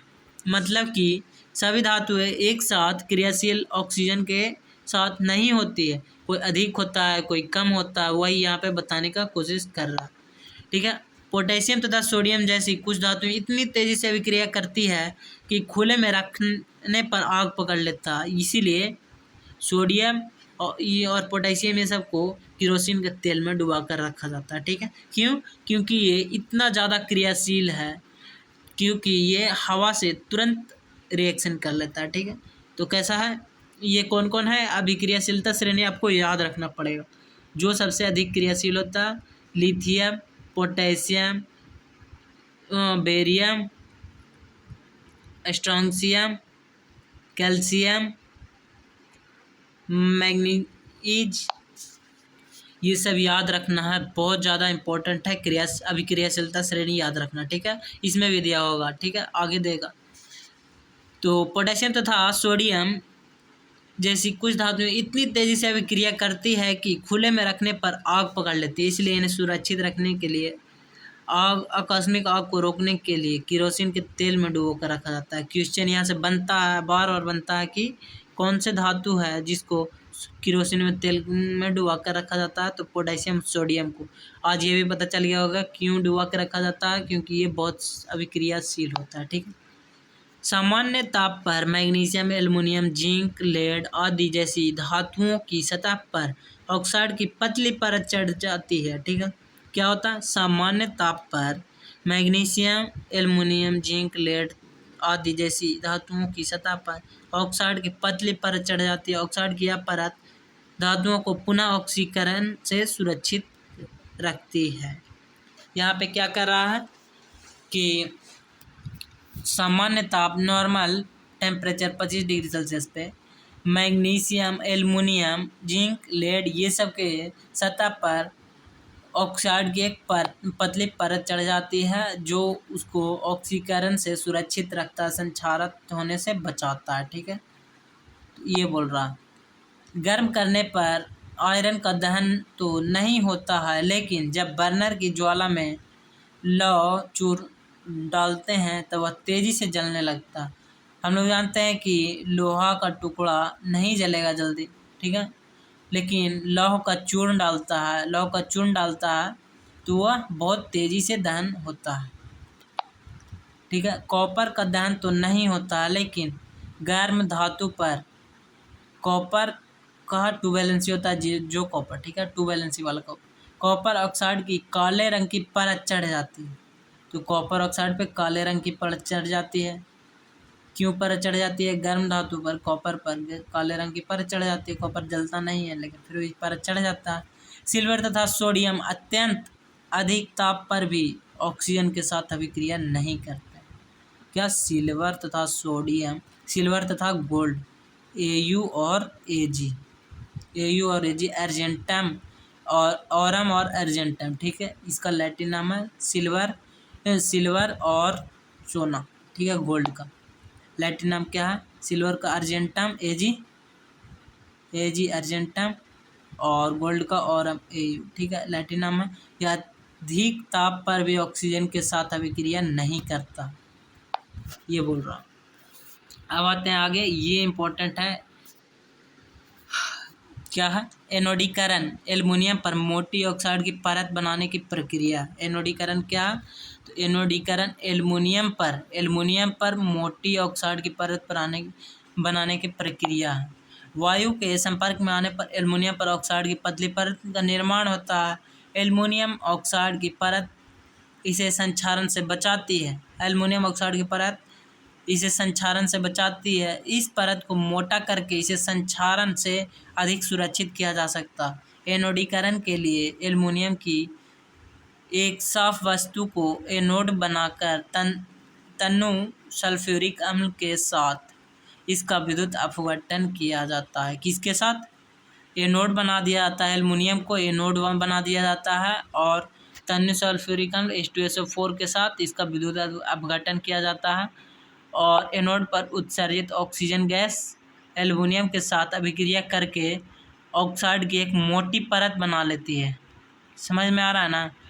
ये क्या बोलना चाह रहा है कि जो ऑक्सीजन यहाँ से निकलेगा विद्युत अपघटन के बाद, वो एनोड पर जाकर एल्युमिनियम के सतह पर जाकर एक मोटी परत बना लेगा और इस ऑक्साइड की परत को आसानी से रंग कर एल्युमिनियम की आकर्षक वस्तुएं बनाई जाती है। और एनोड पर जो भी जमा हो जाता है ऑक्साइड, उसको रंग कर उसको आकर्षक वस्तु बना दिया जाता है और सुरक्षित भी रहता है संक्षारण से। ठीक है, तो ये बताया एनोडीकरण क्या होता है। एल्युमिनियम पर ऑक्साइड, एल्युमिनियम पर ऑक्साइड की एक मोटी परत चढ़ा दी जाती है। ठीक है, अब आगे आते हैं 3.9। 3.9 क्या कहता है? क्रियाकलाप 3.9 करने के बाद आपने देखा होगा कि उन धातुओं के नमूने में सोडियम सबसे अधिक अभिक्रियाशील है। मैग्नीशियम धीमी गति से अभिक्रिया करता है और यह सोडियम की अपेक्षा कम अभिक्रियाशील होता है। ठीक है, यह सोडियम की अपेक्षा कम अभिक्रियाशील होता है। लेकिन ऑक्सीजन में दहन करने से हमें जिंक, आयरन, कॉपर तथा लेड की अभिक्रियाशीलता का पता नहीं चलता है। कुछ और अभिक्रिया को देखकर हम इन धातुओं की अभिक्रियाशीलता का क्रम बनाने का प्रयास करते हैं और इसी प्रकार हम लोग रिएक्शन करा कर देखें कि कौन ज़्यादा अभिक्रियाशील है और कौन कम। उसके बाद अभिक्रियाशीलता श्रेणी बनाया जाएगा। ठीक है, अब 3.22 धातुएं जब जल के साथ अभिक्रिया करती है तो क्या होता है। धातुएं अब जल के साथ अभिक्रिया कर रहा है। ठीक है, ये है डायग्राम, इस डायग्राम पे अभिक्रिया हो। सावधानी, इस अभिक्रिया में शिक्षक के सहयोग की होना आवश्यक है। ठीक है, शिक्षक सहयोगी बनना चाहिए। ठीक है, क्रियाकलाप 3.9 की तरह समान धातुओं के नमूने एकत्रित कीजिए। वही जो नॉर्मल यूज में हम लोग के आता है वही धातु यूज करना। ठंडे जल के साथ आधे भरे बीकर में नमूने के साथ छोटे टुकड़े को अलग अलग डालिए। क्या करने बोल रहा है कि 3.9 की तरह समान धातुओं के नमूने एकत्रित कीजिए। ठंडे जल से आधे भरे बीकर में नमूने के छोटे छोटे टुकड़ों को अलग अलग डालिए। अब नमूने के छोटे छोटे टुकड़ों को डालना। कौन सी धातु ठंडे जल से अभिक्रिया करती है, अब कौन सी धातु है जो ठंडे जल के साथ अभिक्रिया करती है वो देखना है। ठीक है, और अब क्या हो रहा है और उसको आरोही क्रम में लिखना है कि कौन सा है जो अभिक्रिया कर रहा है। अब कौन सा है, आगे आते हैं। क्या कोई धातु जल में आग उत्पन्न करती है? थोड़ी देर बाद क्या कोई धातु जल में तैरने लगती है? जो धातुएं ठंडे जल के साथ अभिक्रिया नहीं करती है उन्हें बीकर में, ऐसे बीकर में डालिए जो गर्म जल से आधे भरे हो। जो ठंडे जल के साथ अभिक्रिया नहीं कर रहे हो उसको गर्म जल के साथ अभिक्रिया कराकर उसका जानेंगे स्थिति। ठीक है, जो धातुएं गर्म जल के साथ अभिक्रिया नहीं करती है उसे 3.3 की तरह उपकरण 3.3 की तरह उपकरण व्यवस्थित कीजिए तथा भाप के साथ उसकी अभिक्रिया कराइए। कौन सी धातु भाप के साथ भी अभिक्रिया नहीं करती है? जल के साथ अभिक्रियाशीलता के आधार पर धातुओं के अवरोही क्रम में व्यवस्थित कीजिए। ये कहने कर रहा है जल से जो धातु पहले ठंडा जल से कराओ उसका अभिक्रियाशीलता श्रेणी लिखो, फिर अगर इससे नहीं कर रहा है तो गर्म जल से कराओ, इससे भी नहीं कर रहा तो वाष्प से कराओ। ठीक है, और इससे भी नहीं करा तो उसका लिस्ट बनाओ। यही है, यहाँ पे भी लिस्ट बनाओ, यहाँ पे भी और अभिक्रियाशीलता श्रेणी बनाना। ठीक है, आगे आते हैं। जो जल के साथ अभिक्रिया करके धातुएं हाइड्रोजन गैस तथा धातु ऑक्साइड उत्पन्न करती है। जल के साथ अभिक्रिया करके धातुएं हाइड्रोजन गैस तथा क्या धातु ऑक्साइड उत्पन्न करती है। जो धातु ऑक्साइड जल में घुलनशील है, तो यहाँ पे नोट पॉइंट करने वाली बात क्या है? नोट पॉइंट करने वाली बात यह है कि जल के साथ अभिक्रिया करके धातु हाइड्रोजन गैस और धातु के ऑक्साइड उत्पन्न करते हैं। हाइड्रोजन गैस और धातु के ऑक्साइड उत्पन्न करते हैं। जो धातु ऑक्साइड जल में घुलनशील होता है और धातु का ऑक्साइड जल में घुलनशील होता है, जल में घुलकर धातु ऑक्साइड प्रदान करती है। जल में घुलकर धातु हाइड्रोक्साइड प्रदान करती है। ठीक है, और जल में ये धातु ऑक्साइड जल में घुल जाएगा तो हाइड्रोक्साइड प्रदान करेगा। ठीक है, लेकिन सभी धातुएं जल के साथ अभिक्रिया नहीं करती। तो यहाँ पे देखना है कि बहुत सारे तो है जो जल के साथ अभिक्रिया नहीं करती है, लेकिन जो जो कर रहा है जल के साथ अभिक्रिया वो धातु के ऑक्साइड और हाइड्रोजन बनाते हैं, और जो धातु के ऑक्साइड बनाते हैं वो फिर जल में घुल कर क्या बना लेते हैं, धातु के हाइड्रोक्साइड बना लेते हैं। ठीक है, धातु के हाइड्रोक्साइड बना लेते हैं ये। तो ये ध्यान रखना है, ये भी और ये भी। पोटेशियम तथा सोडियम जैसी धातुएं ठंडे जल के साथ तेजी से अभिक्रिया करती है। सोडियम तथा पोटेशियम की अभिक्रिया तेज तथा ऊष्माक्षेपी होती है कि इससे उत्सर्जित हाइड्रोजन तत्काल प्रज्वलित हो जाती है। ये इतनी ज़्यादा ऊष्माक्षेपी होती है कि इससे उत्सर्जित हाइड्रोजन है जो तुरंत प्रज्वलित हो जाती है, तुरंत जल जाता है। ठीक है,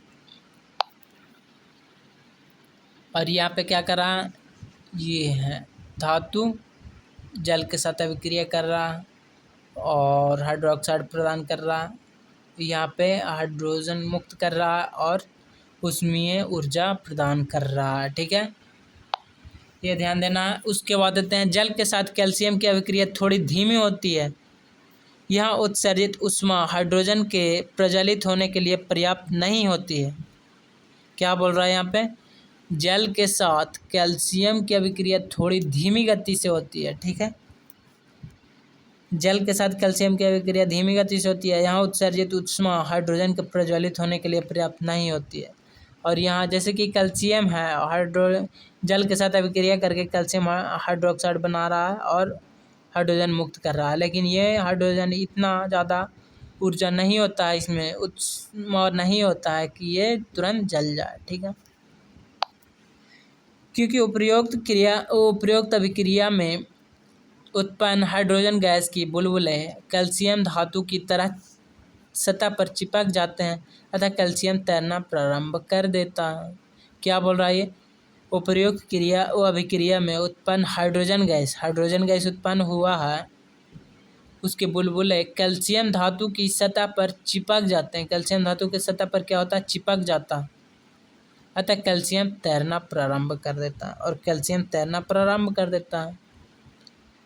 अब क्या कर रहा है, मैग्नीशियम शीतल जल के साथ अभिक्रिया नहीं करता है। मैग्नीशियम क्या करता है, शीतल जल के साथ अभिक्रिया नहीं करता ये। ठीक है, परंतु गर्म जल के साथ अभिक्रिया करके वह मैग्नीशियम हाइड्रोक्साइड एवं हाइड्रोजन गैस उत्पन्न करता है। चूँकि हाइड्रोजन गैस के बुलबुले मैग्नीशियम धातु की सतह से चिपक जाते हैं अतः यह भी तैरना प्रारंभ कर देता है। ये तैरना क्यों प्रारंभ कर देता है कि हाइड्रोजन गैस के बुलबुले हैं जो इस धातु में चिपक जाते हैं और ये तैरना प्रारंभ कर देता है। ठीक है, एल्युमिनियम, आयरन तथा जिंक जैसी धातुएं न तो शीतल जल के साथ अभिक्रिया करती है और न ही गर्म जल के साथ अभिक्रिया करती है, लेकिन भाप के साथ अभिक्रिया करके यह धातु ऑक्साइड तथा हाइड्रोजन प्रदान करती है, Fe2O3।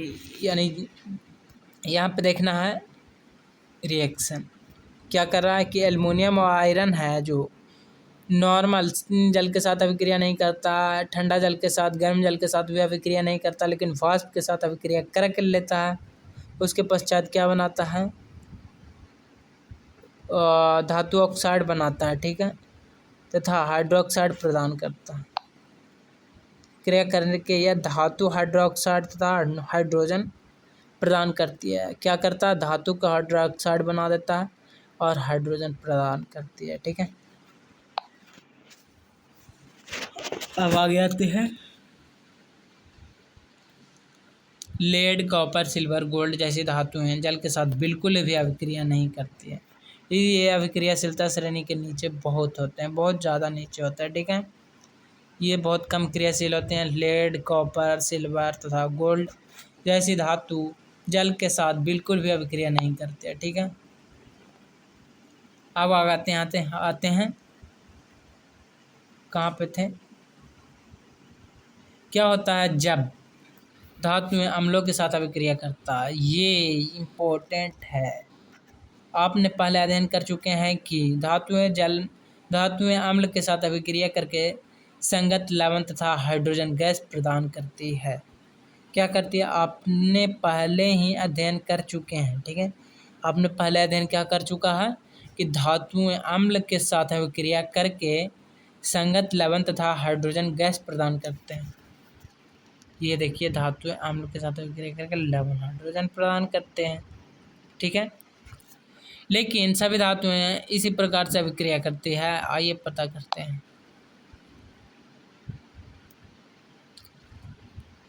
3.11 सोडियम तथा पोटेशियम के अतिरिक्त बाकी सभी धातुओं के नमूने एकत्रित कीजिए। यदि नमूने मलिन है तो रेगमाल से रगड़कर उन्हें साफ कर लीजिए।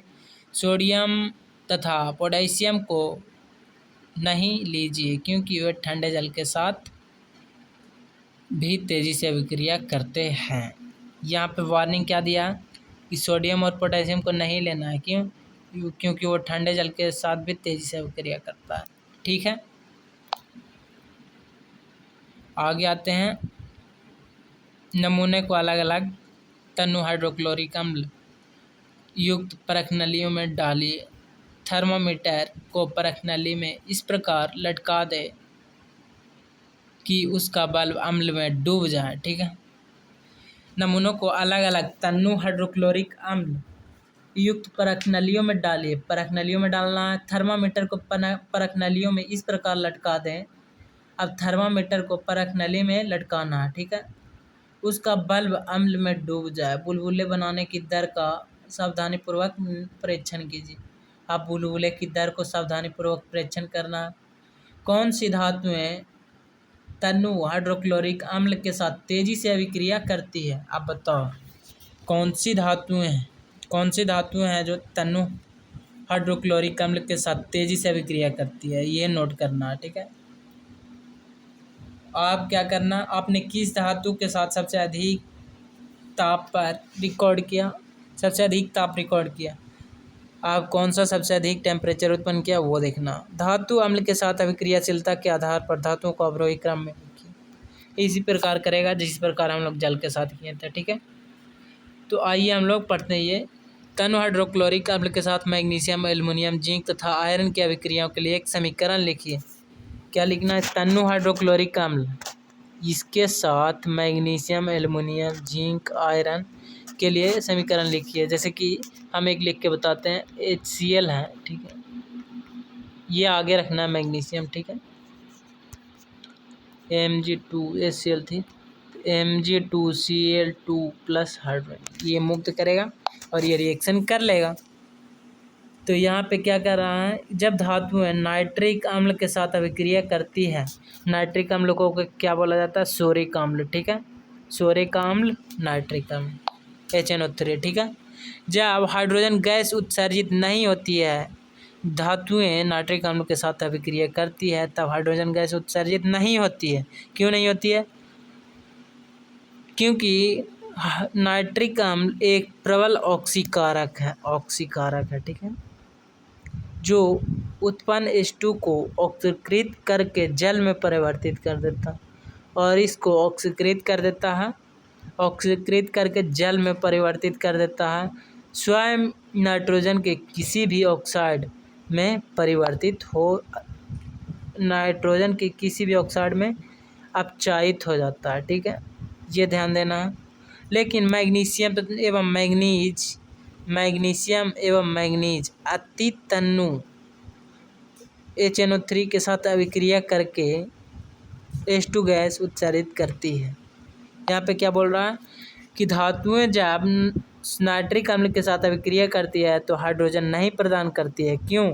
क्योंकि हाइड्रोजन ऑक्सीकृत करके जल में परिवर्तित कर देता है एवं स्वयं नाइट्रोजन के किसी ऑक्साइड में अपचयित हो जाता है, इसीलिए बता रहा है। ठीक है, लेकिन मैग्नीशियम ऑक्साइड एवं मैग्नीज अति तनु HNO3 के साथ अभिक्रिया करके H2 गैस उत्सर्जित करते हैं।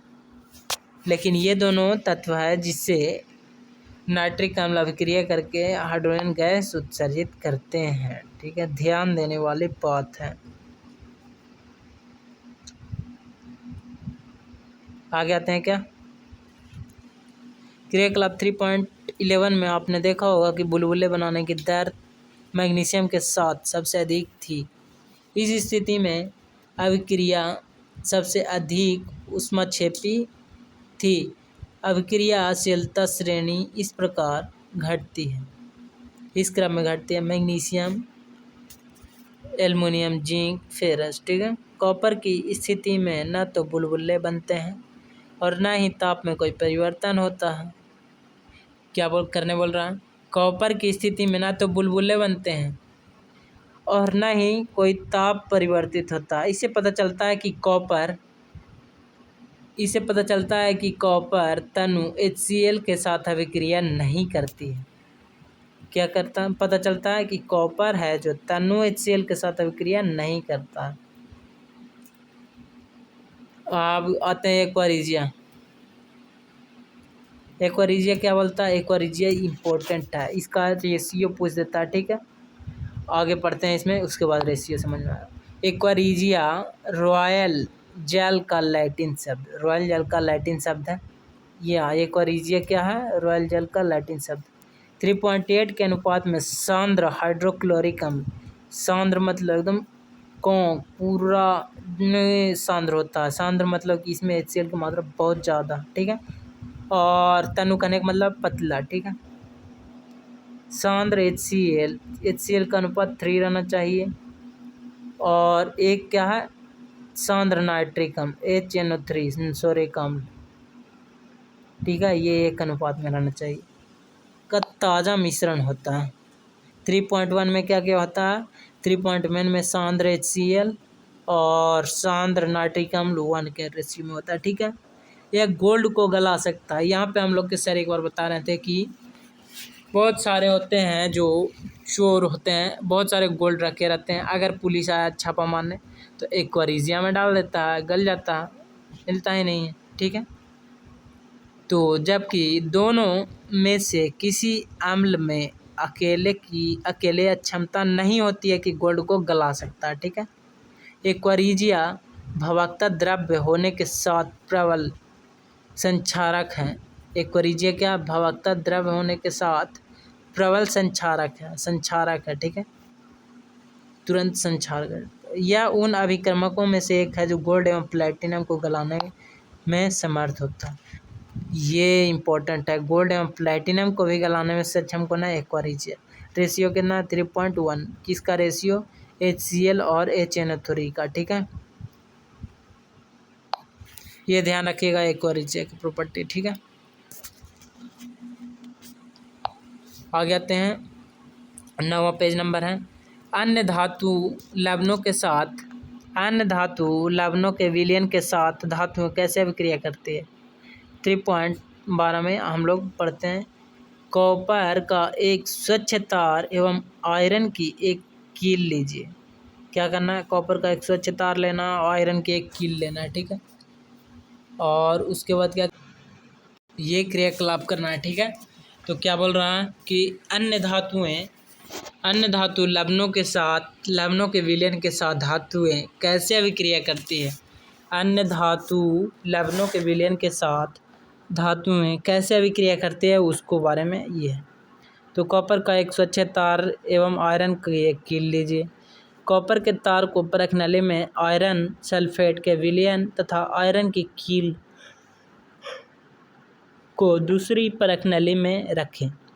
कॉपर सल्फेट के विलयन में डाल दीजिए। 20 मिनट के बाद अपने परीक्षणों पर रिकॉर्ड कीजिए। आपको किस परख नली में कोई अभिक्रिया हुई है ये देखना है। ठीक है, आपको किस परख नली में कोई अभिक्रिया हुई है इसका पता चलता है। किस आधार पर आप यह कह सकते हैं कि वास्तव में कोई अभिक्रिया हुई है? क्या आप अपने परीक्षणों के क्रियाकलाप 3.9, 3.10 और 3.11 से कोई संबंध स्थापित कर सकते हैं? इस अभिक्रिया के लिए संतुलित रासायनिक समीकरण लिखिए। यह किस प्रकार की अभिक्रिया है? ठीक है, ये पूछ रहा है कि तार लेना है कॉपर का और आयरन का। ठीक है, और कॉपर के तार को परख नली में रखें, आयरन सल्फेट के विलयन तथा आयरन की कील को दूसरी परख नली में रखें और कॉपर सल्फेट के विलयन में डाल दीजिए। 20 मिनट बाद अपने परीक्षणों का रिकॉर्ड कीजिए। रिकॉर्ड करना, फिर क्या करना? आपको किस परख नली में कोई अभिक्रिया हुई इसका पता चलता। जिस परख नाले में अभिक्रिया हुई है उसका पता करिए और उसी के बारे में ऑब्जर्व करके लिखना है। ठीक है, आगे आते हैं।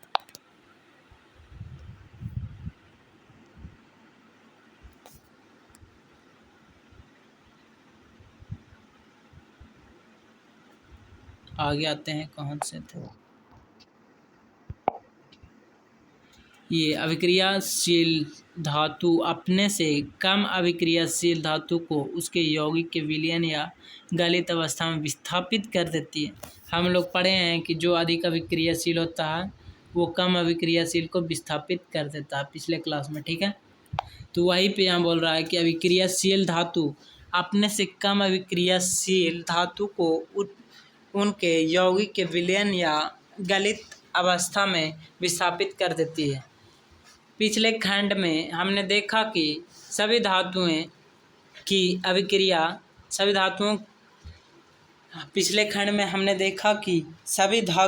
की अभिक्रियाशीलता समान नहीं होती है। हमने ऑक्सीजन, जल एवं अम्ल के साथ विभिन्न धातुओं की अभिक्रियाशीलता की जांच की, लेकिन सभी धातुएं इन अभिकर्मकों के साथ अभिक्रिया नहीं करती है। इसलिए हम सभी धातुओं के नमूनों को अभिक्रियाशीलता के अवरोही क्रम में नहीं रख सकते हैं। ठीक है, आपने अध्याय 1 में जो विस्थापन अभिक्रिया का अध्ययन किया वह धातुओं की अभिक्रियाशीलता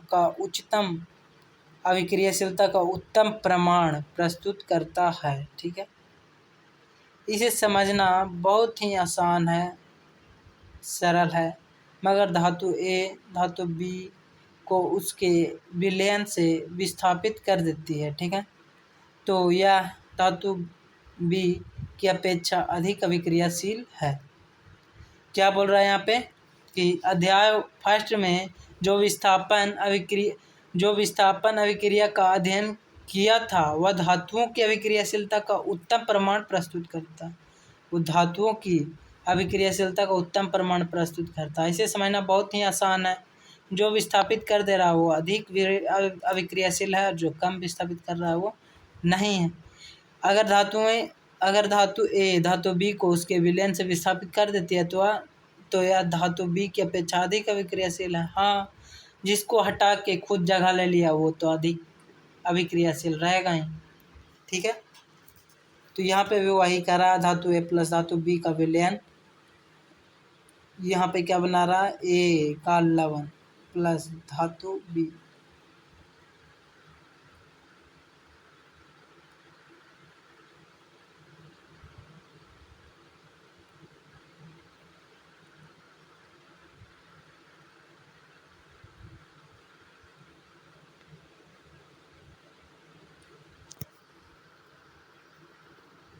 अब हम लोग देखते हैं क्या यहाँ पे विस्थापन अभिक्रिया देखते हैं कि धातु ए है, बी का लवण विलयन है, ए का लवण विलयन बन जाता है और धातु बी विस्थापित हो जाता है। ठीक है, उसी प्रकार हम लोग नीचे अब अभिक्रियाशीलता श्रेणी पढ़ेंगे।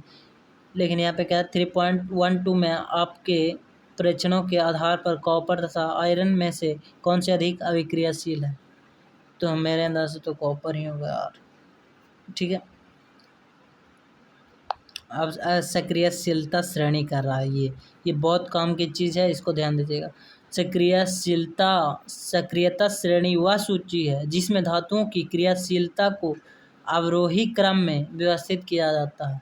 धातुओं की क्रियाशीलता को किस में व्यक्त किया जाता है? अवरोही क्रम में व्यवस्थित किया जाता है। विस्थापन के प्रयोगों के बाद 3.1 से 1.9 से 3.12 निम्न श्रेणी को विकसित किया गया है।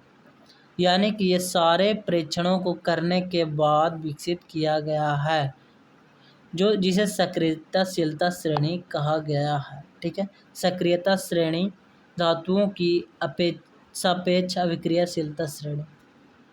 तो यहाँ पे ये याद कर लेना, जो सबसे अधिक अभिक्रियाशील है वो जल के साथ इजली कर लेगा और घटती है मध्य वाले गर्म जल के साथ करेगा, यहाँ पे करेगा ही नहीं, वाष्प के साथ करेगा। ठीक है, ज़्यादातर केस में करेगा ही नहीं। ठीक है, तो आगे आते हैं, इसको याद कर लीजिएगा, ये बहुत ज़्यादा इम्पोर्टेंट है। हर कीमत पे ये इम्पोर्टेंट, ठीक है। तो क्या है, हम लोग एक बार पढ़ लेते हैं। पोटेशियम, सोडियम, पोटेशियम, यहाँ पे स्क्रीनशॉट इसका लेके रख लीजिएगा, ठीक है, ये बहुत ज़्यादा इम्पोर्टेंट है। तो ये क्या है, potassium, sodium, calcium, magnesium, aluminium, zinc, ferrous, plumbum, hydrogen, copper, Hg, Au और Ag और Au। तो यहाँ पे क्या याद रखना, ये ऐसे याद रखना, sodium, potassium, sodium, calcium, magnesium, aluminium, zinc, ferrous, यहाँ तक तो याद कर लेना एक पार्ट में। और फिर यहाँ से याद करना PbHCu, Hg, Au, Ag और Au, ठीक है। याद रखना potassium, sodium, calcium, magnesium, aluminium, zinc, iron, lead, ऐसे याद रखना है। हाइड्रोजन, कॉपर, मरकरी, सिल्वर और गोल्ड, ठीक है, ये याद रखना है तो है। और हम लोग के सर क्या बताए थे, लिथियम सबसे ऊपर रहेगा, पोटेशियम, फिर बेरियम, फिर स्ट्रोंशियम, फिर कैल्शियम। यहाँ पे जो नॉर्मल यूज हो रहा है वही को बता रहा, हम लोग के सर थोड़ा ज़्यादा डेप्थ में बता दिए थे, ठीक है। आगे आते हैं, प्रश्न कर रहा है इसमें, तो प्रश्न आप लोग पढ़ लीजिएगा, यहाँ पे बहुत ज़्यादा टाइम हो चुका है, ठीक है। तो प्रश्न को स्किप करते हैं और 11 पेज नंबर तक हो चुका है। तो धातुएं एवं अधातुओं कैसे अभिक्रिया करती है उसके बारे में हम लोग जानते हैं। ऊपर के अभिक्रियाशीलता क्या कर रहा है यार, धातुएं एवं अधातुएं कैसे अभिक्रिया करती है उसके बारे में पढ़ते हैं। ऊपर के क्रियाकलापों में आपने कई अभिक्रमकों के साथ धातु की अभिक्रिया देखी होगी, ठीक है। धातुएं इस प्रकार की अभिक्रिया क्यों प्रदर्शित करती है, नवीं कक्षा में अध्ययन किए तत्वों में के इलेक्ट्रॉनिक विन्यास को स्मरण कीजिए। हमने जाना कि संयोजकता कोष पूर्ण के होने के कारण उत्कृष्ट गैसों की रासायनिक क्रियाएं बहुत कम होती है, इसलिए हम तत्वों की अभिक्रियाशीलता को संयोजकता कोष को पूर्ण करने की प्रवृत्ति के रूप में समझ सकते हैं। तो यहाँ पे कोई भी धातु है जो रिएक्शन क्यों करता है, स्टेबल होने के लिए जिसके पास संयोजकता है या संयोजकता की कमी है, ठीक है। जैसे स्टेबल होने के लिए कोई परमाणु कम रहा है, किसी के पास बढ़ रहा, तो जिसके पास भूख है वही तो अभिक्रिया में भाग लेगा, वही तो कार्य करेगा। और हम लोग देखें हाइड्रोजन तत्व जिसमें पूरा सबका कच्चा फुल ऑयल है, तो उसको तो भूख ही नहीं है, तो वो कैसे अभिक्रिया में भाग लेगा, ठीक है। तो यहाँ पे हम लोग इस एग्जाम्पल से जान सकते हैं कि जिसमें भूख है वो अभिक्रियाशीलता श्रेणी में भाग ले रहा है, स्टेबल होने के लिए भाग लेता है, ठीक है। आगे आते हैं, उत्कृष्ट गैसों एवं कुछ धातुओं तथा अधातुओं के इलेक्ट्रॉनिक विन्यास पर ध्यान दीजिए। सारणी 3.3 में हम देख सकते हैं कि सोडियम परमाणु के बाह्यतम कोष में केवल एक इलेक्ट्रॉन है, यानी इसमें भूख है। यदि हम अपने M कोष से एक इलेक्ट्रॉन त्याग देते हैं तब L कोष इसका बाह्यतम कोष बन जाता है, जिसमें स्थायी स्टैक उपस्थित है। इस परमाणु के नाभिक में 11 प्रोटॉन है, लेकिन इलेक्ट्रॉनों की संख्या 10 होने के कारण इसमें धन आवेश की अधिकता होती है तथा यह सोडियम धन आयन Na+ प्रदान करता है। यहाँ पे क्या कर रहा है, इसका पूरा मसला ये है कि सोडियम में हम लोग जानते हैं कि सोडियम में 11 प्रोटॉन, ठीक है। और तो फर्स्ट थी सेल में हो जाएगा 2, फिर 8, फिर 1, कैसे रहता है 2 8 18 ऐसे करके रहता है। तो उसी को पूरा करने के लिए लास्ट में सेल में तो 1 बच गया, तो 1 को त्यागना पड़ेगा।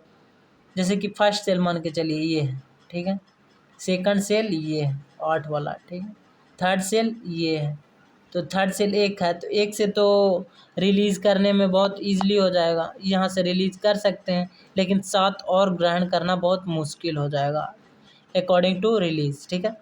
तो उसको छोड़ना ज़्यादा मुनासिब होता है, तो छोड़ा तो इस पे एक धन आयन आ गया। क्यों? क्योंकि इस परमाणु के नाभिक में 11 प्रोटॉन है, लेकिन इलेक्ट्रॉनों की संख्या 10 होने के कारण प्रोटॉन 11 इलेक्ट्रॉन 10 हो गया, तो इस पे कैसे मैनेज करेगा, तो इस पे एक धन आवेश आ जाता है। ठीक है,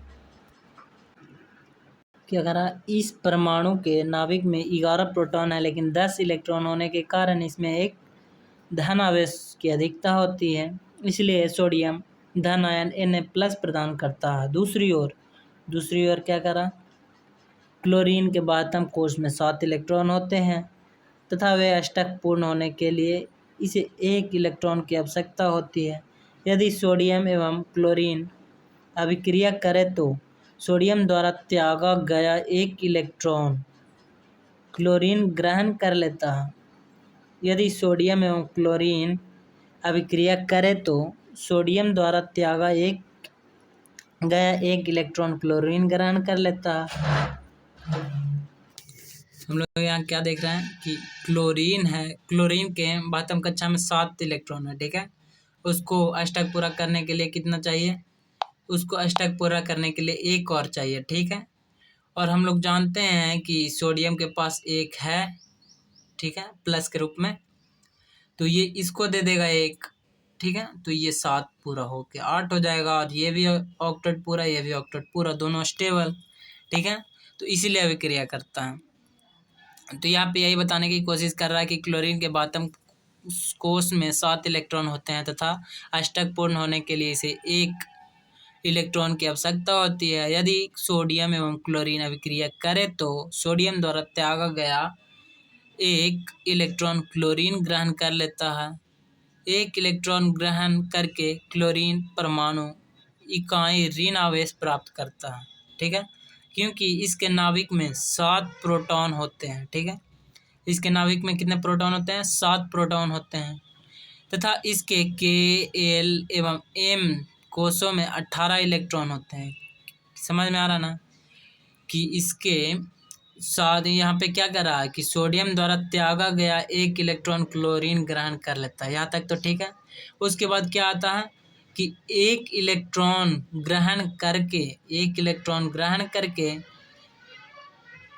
क्लोरीन परमाणु इकाई ऋण आवेश प्राप्त करता है। ग्रहण किया तो इकाई ऋण आवेश प्राप्त कर लिया, क्योंकि इसके नाभिक में 17 प्रोटॉन होते हैं, तथा इसके K, L एवं M कोषों में 18 इलेक्ट्रॉन हो जाते हैं। बढ़ जाता है, ठीक है, बढ़ जाता है, इसलिए इसमें ऋण आवेश प्राप्त कर लेता है। ठीक है, ऐसा नहीं है। एक ग्रहण किया तो ठीक है, अगर ग्रहण किया तो एक ऋण आवेश प्राप्त नहीं किया, उसके इलेक्ट्रॉन 1 बढ़ गए। ठीक है, इसीलिए इसमें एक ऋण आवेश प्राप्त किया। ठीक है, इसके क्लोराइड आयन Cl- प्राप्त होता है, इसलिए यह दोनों तत्वों के बीच निम्न प्रकार से आदान प्रदान का संबंध स्थापित होता है।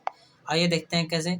कुछ तत्वों के इलेक्ट्रॉनिक विन्यास है, जैसे कि उत्कृष्ट गैस है हीलियम, नियॉन, आर्गन। ठीक है, हीलियम, नियॉन, आर्गन है, और इसको K, L, M कोष के इलेक्ट्रॉनों की संख्या, तो हीलियम तो जानते हैं 2 है, और नियॉन में 10 होता है, तो 2 यहाँ 8 यहाँ, फिर आर्गन में 2, 8, 8। ठीक है, ऐसे होता है। अब आगे आते हैं धातु में कैसा है, तो धातु में है sodium, magnesium, aluminium, potassium, calcium. यह है, तो यहाँ 11, 12, 13, 19, 20 है। तो पहले जानते हैं कि 2 भराता है, फिर 8, फिर 1, 2, 3, 4, 5 होते होते 8 तक जाता है। वैसे ही हो रहा है, पहले 2 भराया, फिर इसमें 8 हुआ, फिर 1, 2 होते होते इसमें 8 तक जाए।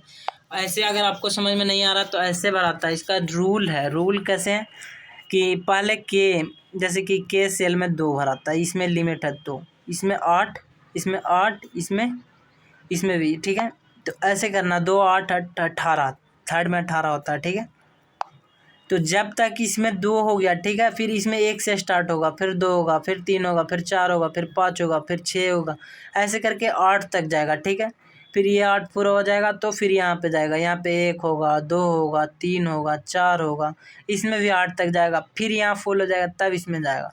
इस प्रकार से होता है। ठीक है, तो धातुएं सोडियम धातुएं कौन कौन है, sodium, magnesium, aluminium, potassium, calcium. ठीक है, और इसका परमाणु संख्या कितना, 11, 12, 13, 19, 20। ठीक है, इसमें फर्स्ट में आ गया 2, 8, 1, 11 है तो हो गया, 2 8 2 2 8 3 ऐसे हो गया। फिर 19 में आते हैं 2 8 8 1, ठीक है। 20 में कैसे भराएगा, ऐसे ही 2 8 8 2। और यहाँ पे देखना ये स्टेबल नहीं है, कौन कौन स्टेबल नहीं है वो देखते हैं हम लोग। यहाँ पे ये स्टेबल नहीं है, यहाँ पे ये स्टेबल नहीं है, ठीक है। तो जो स्टेबल नहीं रहता उसी को त्याग करता। त्याग करना है या ग्रहण करना है वो आपके संख्या पर निर्भर करता है। अगर त्याग करना आसान है तो त्याग करेगा, ग्रहण करना आसान है तो ग्रहण करेगा। जैसे कि अगर कोई में 7 है तो 7 त्यागने से बढ़िया 1 ग्रहण करे, ठीक है। इसीलिए ऐसा होता है। और अधातु में क्या है, अधातु में है nitrogen, oxygen, fluorine, phosphorus, sulphur, chlorine, ये है। तो इसमें भी ऐसे हैं 2 5 2 6 2 7 ऐसे हैं। फिर 2 8 ये सब है ना, ये सब इसमें 4 से ज़्यादा ये सब ग्रहण करेगा, ठीक है। और ये सब भी ग्रहण करेगा।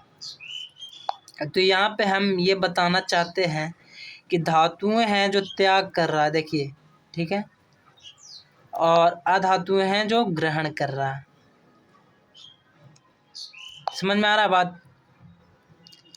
विपरीत आवेश होने के कारण सोडियम तथा क्लोराइड आयन परस्पर आकर्षित होते हैं तथा वे मजबूत स्थिर वैद्युत बल में बंध कर सोडियम क्लोराइड के रूप में उपस्थित रहते हैं। ये इम्पोर्टेंट है, स्थिर वैद्युत बल, ठीक है। स्थिर वैद्युत बल में बंध कर क्या करता है, कौन सा बॉन्ड बनता है, स्थिर वैद्युत बल। उसके बाद क्या करता है कि ये दोनों अच्छा बॉन्ड में बन जाता है। उसके बाद ध्यान देने योग्य बात ये है कि सोडियम क्लोराइड और अणु के रूप में नहीं पाया जाता, बल्कि यह विपरीत आयनों का एक समुच्चय होता है। ये अणु के रूप में नहीं होता, विपरीत आयनों का एक समुच्चय होता है, ठीक है। जैसे कैसे करा है कि जैसे सोडियम है 11 है तो 2 8 1 11 हो गया। तो इसमें 2 8 है लेकिन एक है जो ये एक है जो त्याग दिया तो सोडियम धनायन बन गया। क्यों धनायन बन गया, क्योंकि इसमें प्रोटॉन 11 है लेकिन इसका द्रव्यमान कम गया, तो द्रव्यमान कम गया तो 1 ई लेगा, ठीक है।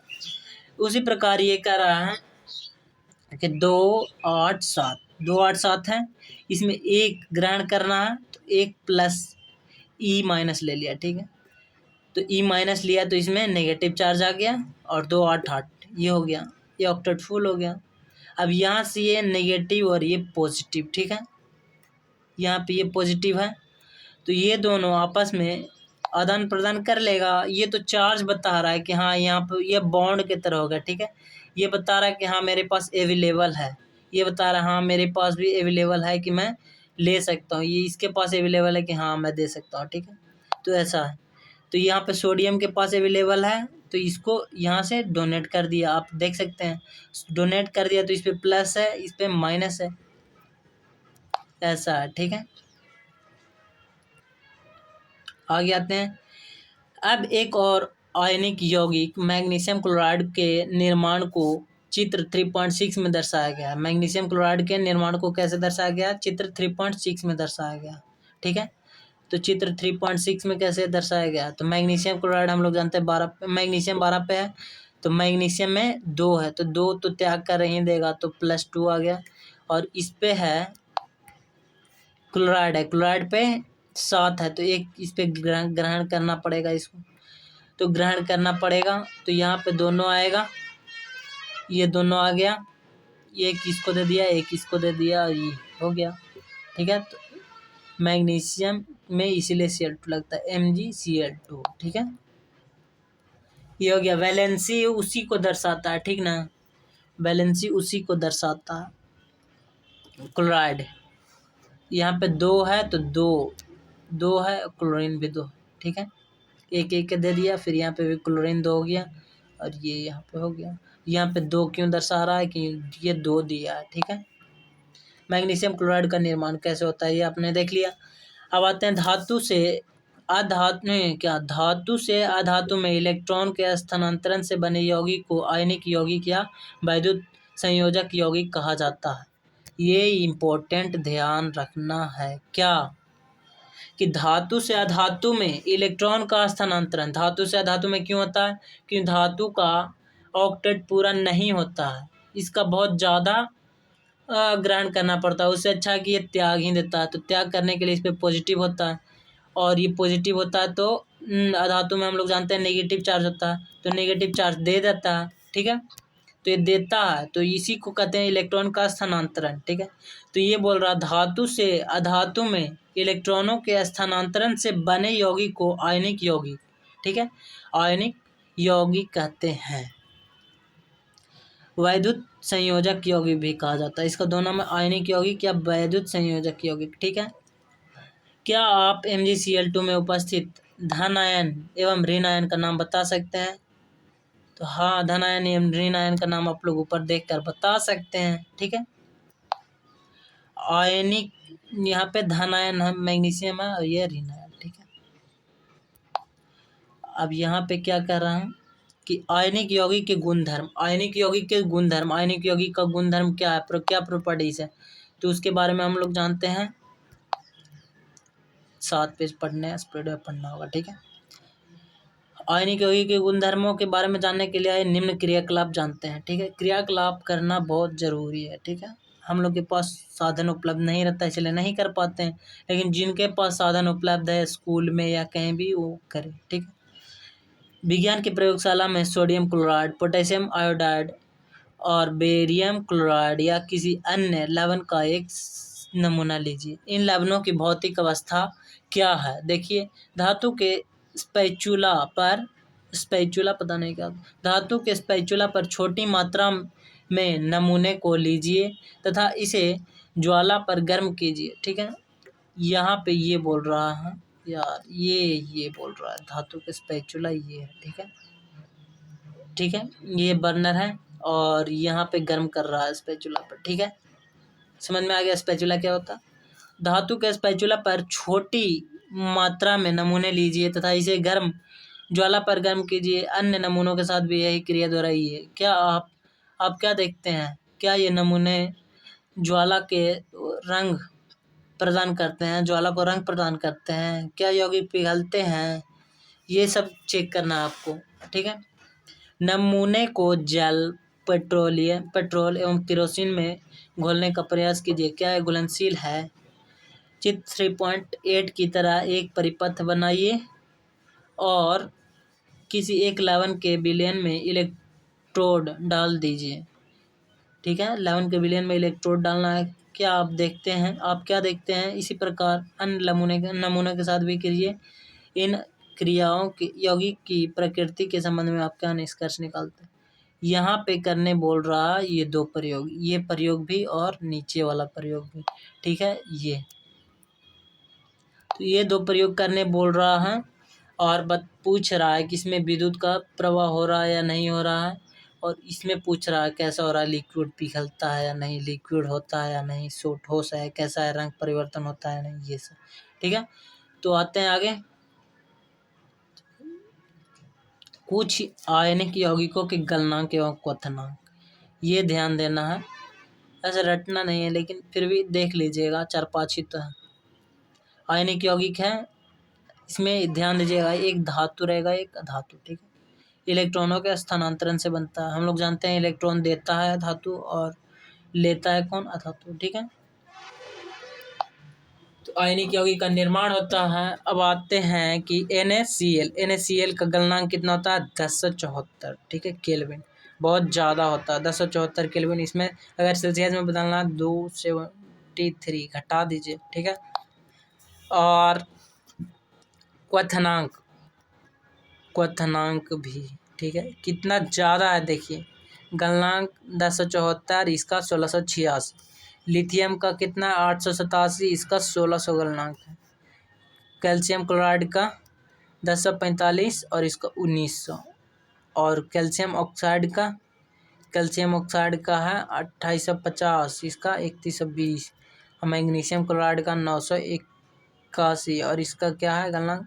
1685। ठीक है, आयनिक यौगिकों के निम्न गुणधर्मों के आधार पर आपने ध्यान दिया होगा क्या? भौतिक प्रकृति। ठीक है, भौतिक प्रकृति क्या होता है? धन एवं ऋण आयनों के बीच मजबूत आकर्षण बल के कारण आयनिक यौगिक ठोस एवं कठोर होते हैं। आयनिक यौगिक कैसे होता है? ठोस एवं कठोर होते हैं, ये इंपॉर्टेंट है। ये यौगिक सामान्यतः भंगुर होते हैं तथा दाब डालने पर टुकड़ों में टूट जाते हैं। भंगुर कहने का मतलब ये है कि ये आघातबद्ध नहीं होते हैं, इसको पीट कर इजिली तोड़ा जा सकता है। ठीक है। गलनांक और क्वथनांक। आयनिक यौगिक का गलनांक एवं क्वथनांक बहुत अधिक होता है क्योंकि यह मजबूत अंतर आयनिक आकर्षण को तोड़ने के लिए ऊर्जा की पर्याप्त आवश्यकता होती है। समझ में आ रहा है ना? इसका क्वथनांक एवं गलनांक बहुत ज़्यादा होता है। क्योंकि यह बहुत मजबूत अंतरायनिक बल से बंधा होता है। ठीक है। और इसका क्या है, भौतिक प्रवृत्ति क्या है कि ये मजबूत होता है, ठोस होता है, कठोर होता है। ठीक है। भंगूर हो जाता है दाब डालने पर। अब क्या हो गया? घुलनशीलता। वैद्युत संयोजक यौगिक सामान्यतः जल में घुलनशील तथा केरोसिन, पेट्रोल आदि जैसे विलायकों में अविलेय होता, जैसे सिर्फ जल में घुलनशील होता है। ठीक है।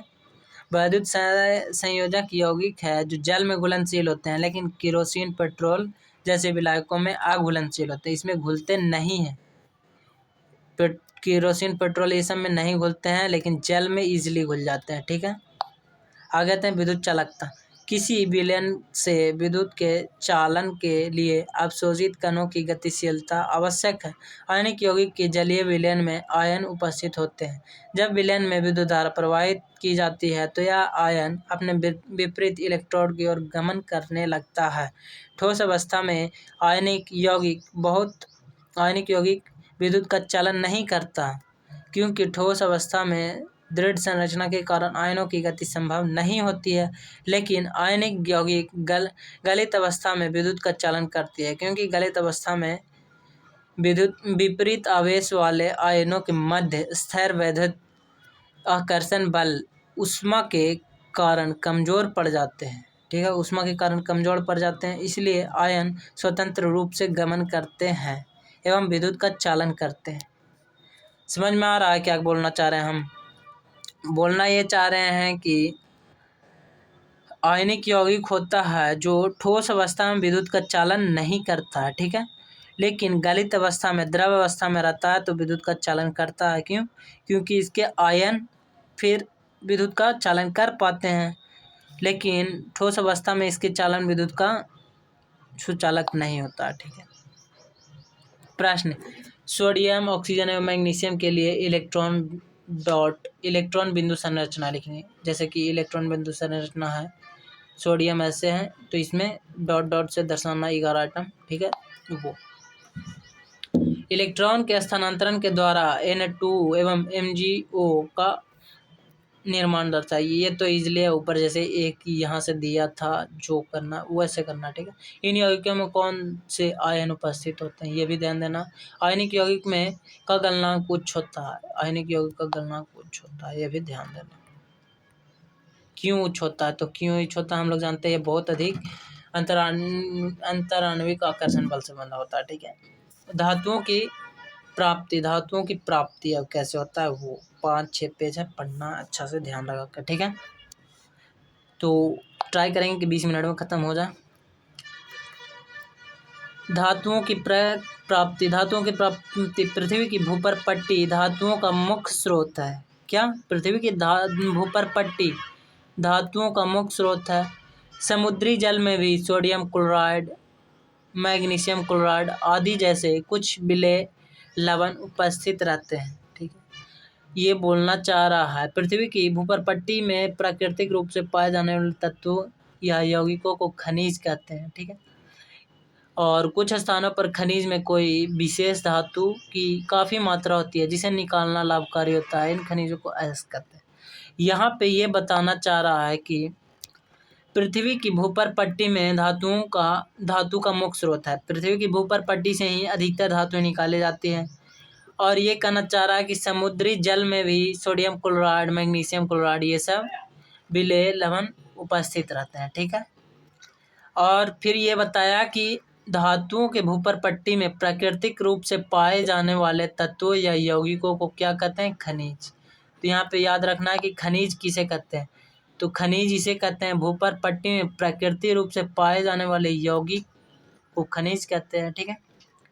अब यही खनिज को क्या कहते हैं, कुछ स्थानों पर खनिज में कोई विशेष धातु काफ़ी मात्रा में होती है। जैसे मान के चलो कि सोना है, ठीक है, सोना एक जगह है, ठीक है, सोना मान के चलो, सोना एक जगह विशेष मात्रा में है, ठीक। तो इसे निकालना अगर लाभकारी हो रहा है तो इसे अयस्क बोलेंगे, ठीक है। यही बोल रहा है ये कि कुछ स्थानों पर खनिजों में कोई विशेष धातु काफ़ी मात्रा में होती है जिसे निकालना लाभकारी होता है, इन खनिजों को अयस्क कहते हैं, ठीक है। ये तो क्लियर हो गया, खनिज, अयस्क और धातुएं कहाँ से प्राप्त होती है, और सोडियम क्लोराइड, मैग्नीशियम क्लोराइड जैसे विलेय लवण कहाँ उपस्थित होते हैं, ठीक है। आगे आते हैं धातुओं का निष्कर्षण। अब इसको निकालें कैसे। धातुओं की सक्रियता श्रेणी के बारे में आपने पढ़ चुका है, हाँ, आपने स्क्रीनशॉट भी लिवाए थे हम, ठीक है। इसलिए आप आसानी से समझ सकते हैं कि अयस्क से धातु का निष्कर्षण कैसे होता है, ठीक है। इसलिए आप समझ चुके होंगे कि धातु से अयस्क का निष्कर्षण कैसे होता है। कुछ धातुएं भूपर पट्टी में स्वतंत्र अवस्था में पाई जाती है। क्या होता है, कुछ धातुएं हैं जो ऊपर पट्टी में स्वतंत्र अवस्था में इजीली मिल जाता है। कुछ धातुएं अपने यौगिक के रूप में मिलती है। सक्रियता श्रेणी में नीचे आने वाली धातुएं सबसे कम अभिक्रियाशील होती है, ये स्वतंत्र अवस्था में पाई जाती है। जैसे सक्रियताशीलता श्रेणी के नीचे जितने भी धातु उपस्थित होते हैं वो ईजिली मिल जाते हैं, क्योंकि वे सक्रिय नहीं होते हैं, अभिक्रिया नहीं कर पाते, तो स्वतंत्र रूप में मिल जाते हैं। लेकिन जो असक्रिय होते हैं, बहुत ज़्यादा अभिक्रियाशील होते हैं, वे मुक्त अवस्था में नहीं पाए जाते हैं, ठीक है। ये स्वतंत्र अवस्था में नहीं पाए जाते। और यहाँ पे क्या करा, कुछ धातुएं अपने यौगिक के रूप में मिलती है। सक्रियता श्रेणी में नीचे आने वाले धातु सबसे कम अभिक्रियाशील होती है, ठीक है। ये स्वतंत्र अवस्था में पाई जाती है। उदाहरण के लिए गोल्ड, सिल्वर, प्लेटिनम, कॉपर स्वतंत्र अवस्था में पाए जाते हैं, ठीक है। और क्या करा, कॉपर एवं सिल्वर अपने सल्फाइड या ऑक्साइड के अयस्क के रूप में संयुक्त अवस्था में भी पाए जाते हैं, ठीक है। सक्रियता श्रेणी में सबसे ऊपर की धातुएं कौन कौन है, तो सक्रियता श्रेणी के ऊपर में धातुएं हैं potassium, sodium, calcium, magnesium, aluminium. इतनी अधिक अभिक्रियाशील होती है कि ये कभी भी स्वतंत्र तत्व के रूप में नहीं पाए जाती, स्वतंत्र तत्व के रूप में नहीं पाई जाती है ये सब, ठीक है। सक्रियता श्रेणी के मध्य की धातुएं जिंक, फेरस, प्लम्बम, ये सब, जिंक, आयरन, लोहा, ठीक है, कि अभिक्रिया जिंक, आयरन, लोहा, जिंक, आयरन और सीसा की अभिक्रियाशीलता मध्य में होती है, ठीक है। पृथ्वी की भूपर पट्टी में ये मुख्यतः ऑक्साइड, सल्फाइड या कार्बोनेट के रूप में पाई जाती है, ठीक है। आप देखें होंगे कि कई धातुओं के अयस्क ऑक्साइड होते हैं, ठीक है। यहाँ पे फिर से ध्यान देना कि सक्रियताशीलता श्रेणी के मध्य में अभिक्रियाशीलता मध्य में होती है। जो बीच में होता है तत्व वो मध्य में अभिक्रियाशीलता श्रेणी होता है उसका, ठीक है। पृथ्वी के भूपर पट्टी पे मुख्यतः ऑक्साइड के रूप में ऑक्साइड, सल्फाइड या कार्बोनेट के रूप में प्राप्त होती है। जो मध्य में होता है वो ऑक्साइड, सल्फाइड या कार्बोनेट के रूप में प्राप्त होता है। ध्यान ये देना है कि ये स्वतंत्र रूप में प्राप्त नहीं होता है, और ये होता है जो सल्फाइड, कार्बोनेट, ऑक्साइड ये सब के रूप में प्राप्त होता है, ठीक है। और ये सब जो नीचे है मुक्त अवस्था में पाया जाता है, ठीक है। तो यहाँ पे क्या कर रहा है कि आप देखे होंगे कि कई धातुओं के अयस्क ऑक्साइड होते हैं। ऑक्सीजन की अत्यधिक अभिक्रियाशीलता एवं पृथ्वी पर इसके प्रचुर मात्रा में पाए जाने के कारण ऐसा होता है। क्यों होता है ऐसा, कि ऑक्सीजन की अत्यधिक अभिक्रियाशीलता अधिक होती है एवं पृथ्वी पर इसके प्रचुर मात्रा में, और पृथ्वी पर अधिक मात्रा में पाया भी जाता है, जिसके कारण ऐसा होता है। क्यों होता है जो बता दिए कि ऑक्साइड का सल्फाइड और कार्बोनेट के रूप में क्यों पाया जाता है, तो क्योंकि ऑक्सीजन के अधिक अभिक्रियाशीलता होती है, तुरंत रिएक्ट कर लेता है और उसको ऑक्साइड या सल्फाइड या कार्बोनेट के रूप में बना देता है, और या तो ऑक्सीजन इसके प्रचुर मात्रा उपलब्ध होता है। ठीक है, आगे आते हैं। इस प्रकार अभिक्रियाशीलता के आधार पर हम धातुओं को निम्न 3 वर्गों में विभाजित कर सकते हैं। पहला क्या? निम्न अभिक्रियाशीलता धातुएं, निम्न अभिक्रियाशीलता धातुएं, मध्य अभिक्रियाशील धातुएं, और तीसरा उच्च अभिक्रियाशील धातुएं। ठीक है, यहाँ पे 3 पार्ट में बांटना है इसको। प्रत्येक वर्ग में आने वाली धातुओं को प्राप्त करने के लिए विभिन्न तरीकों का उपयोग किया जाता है।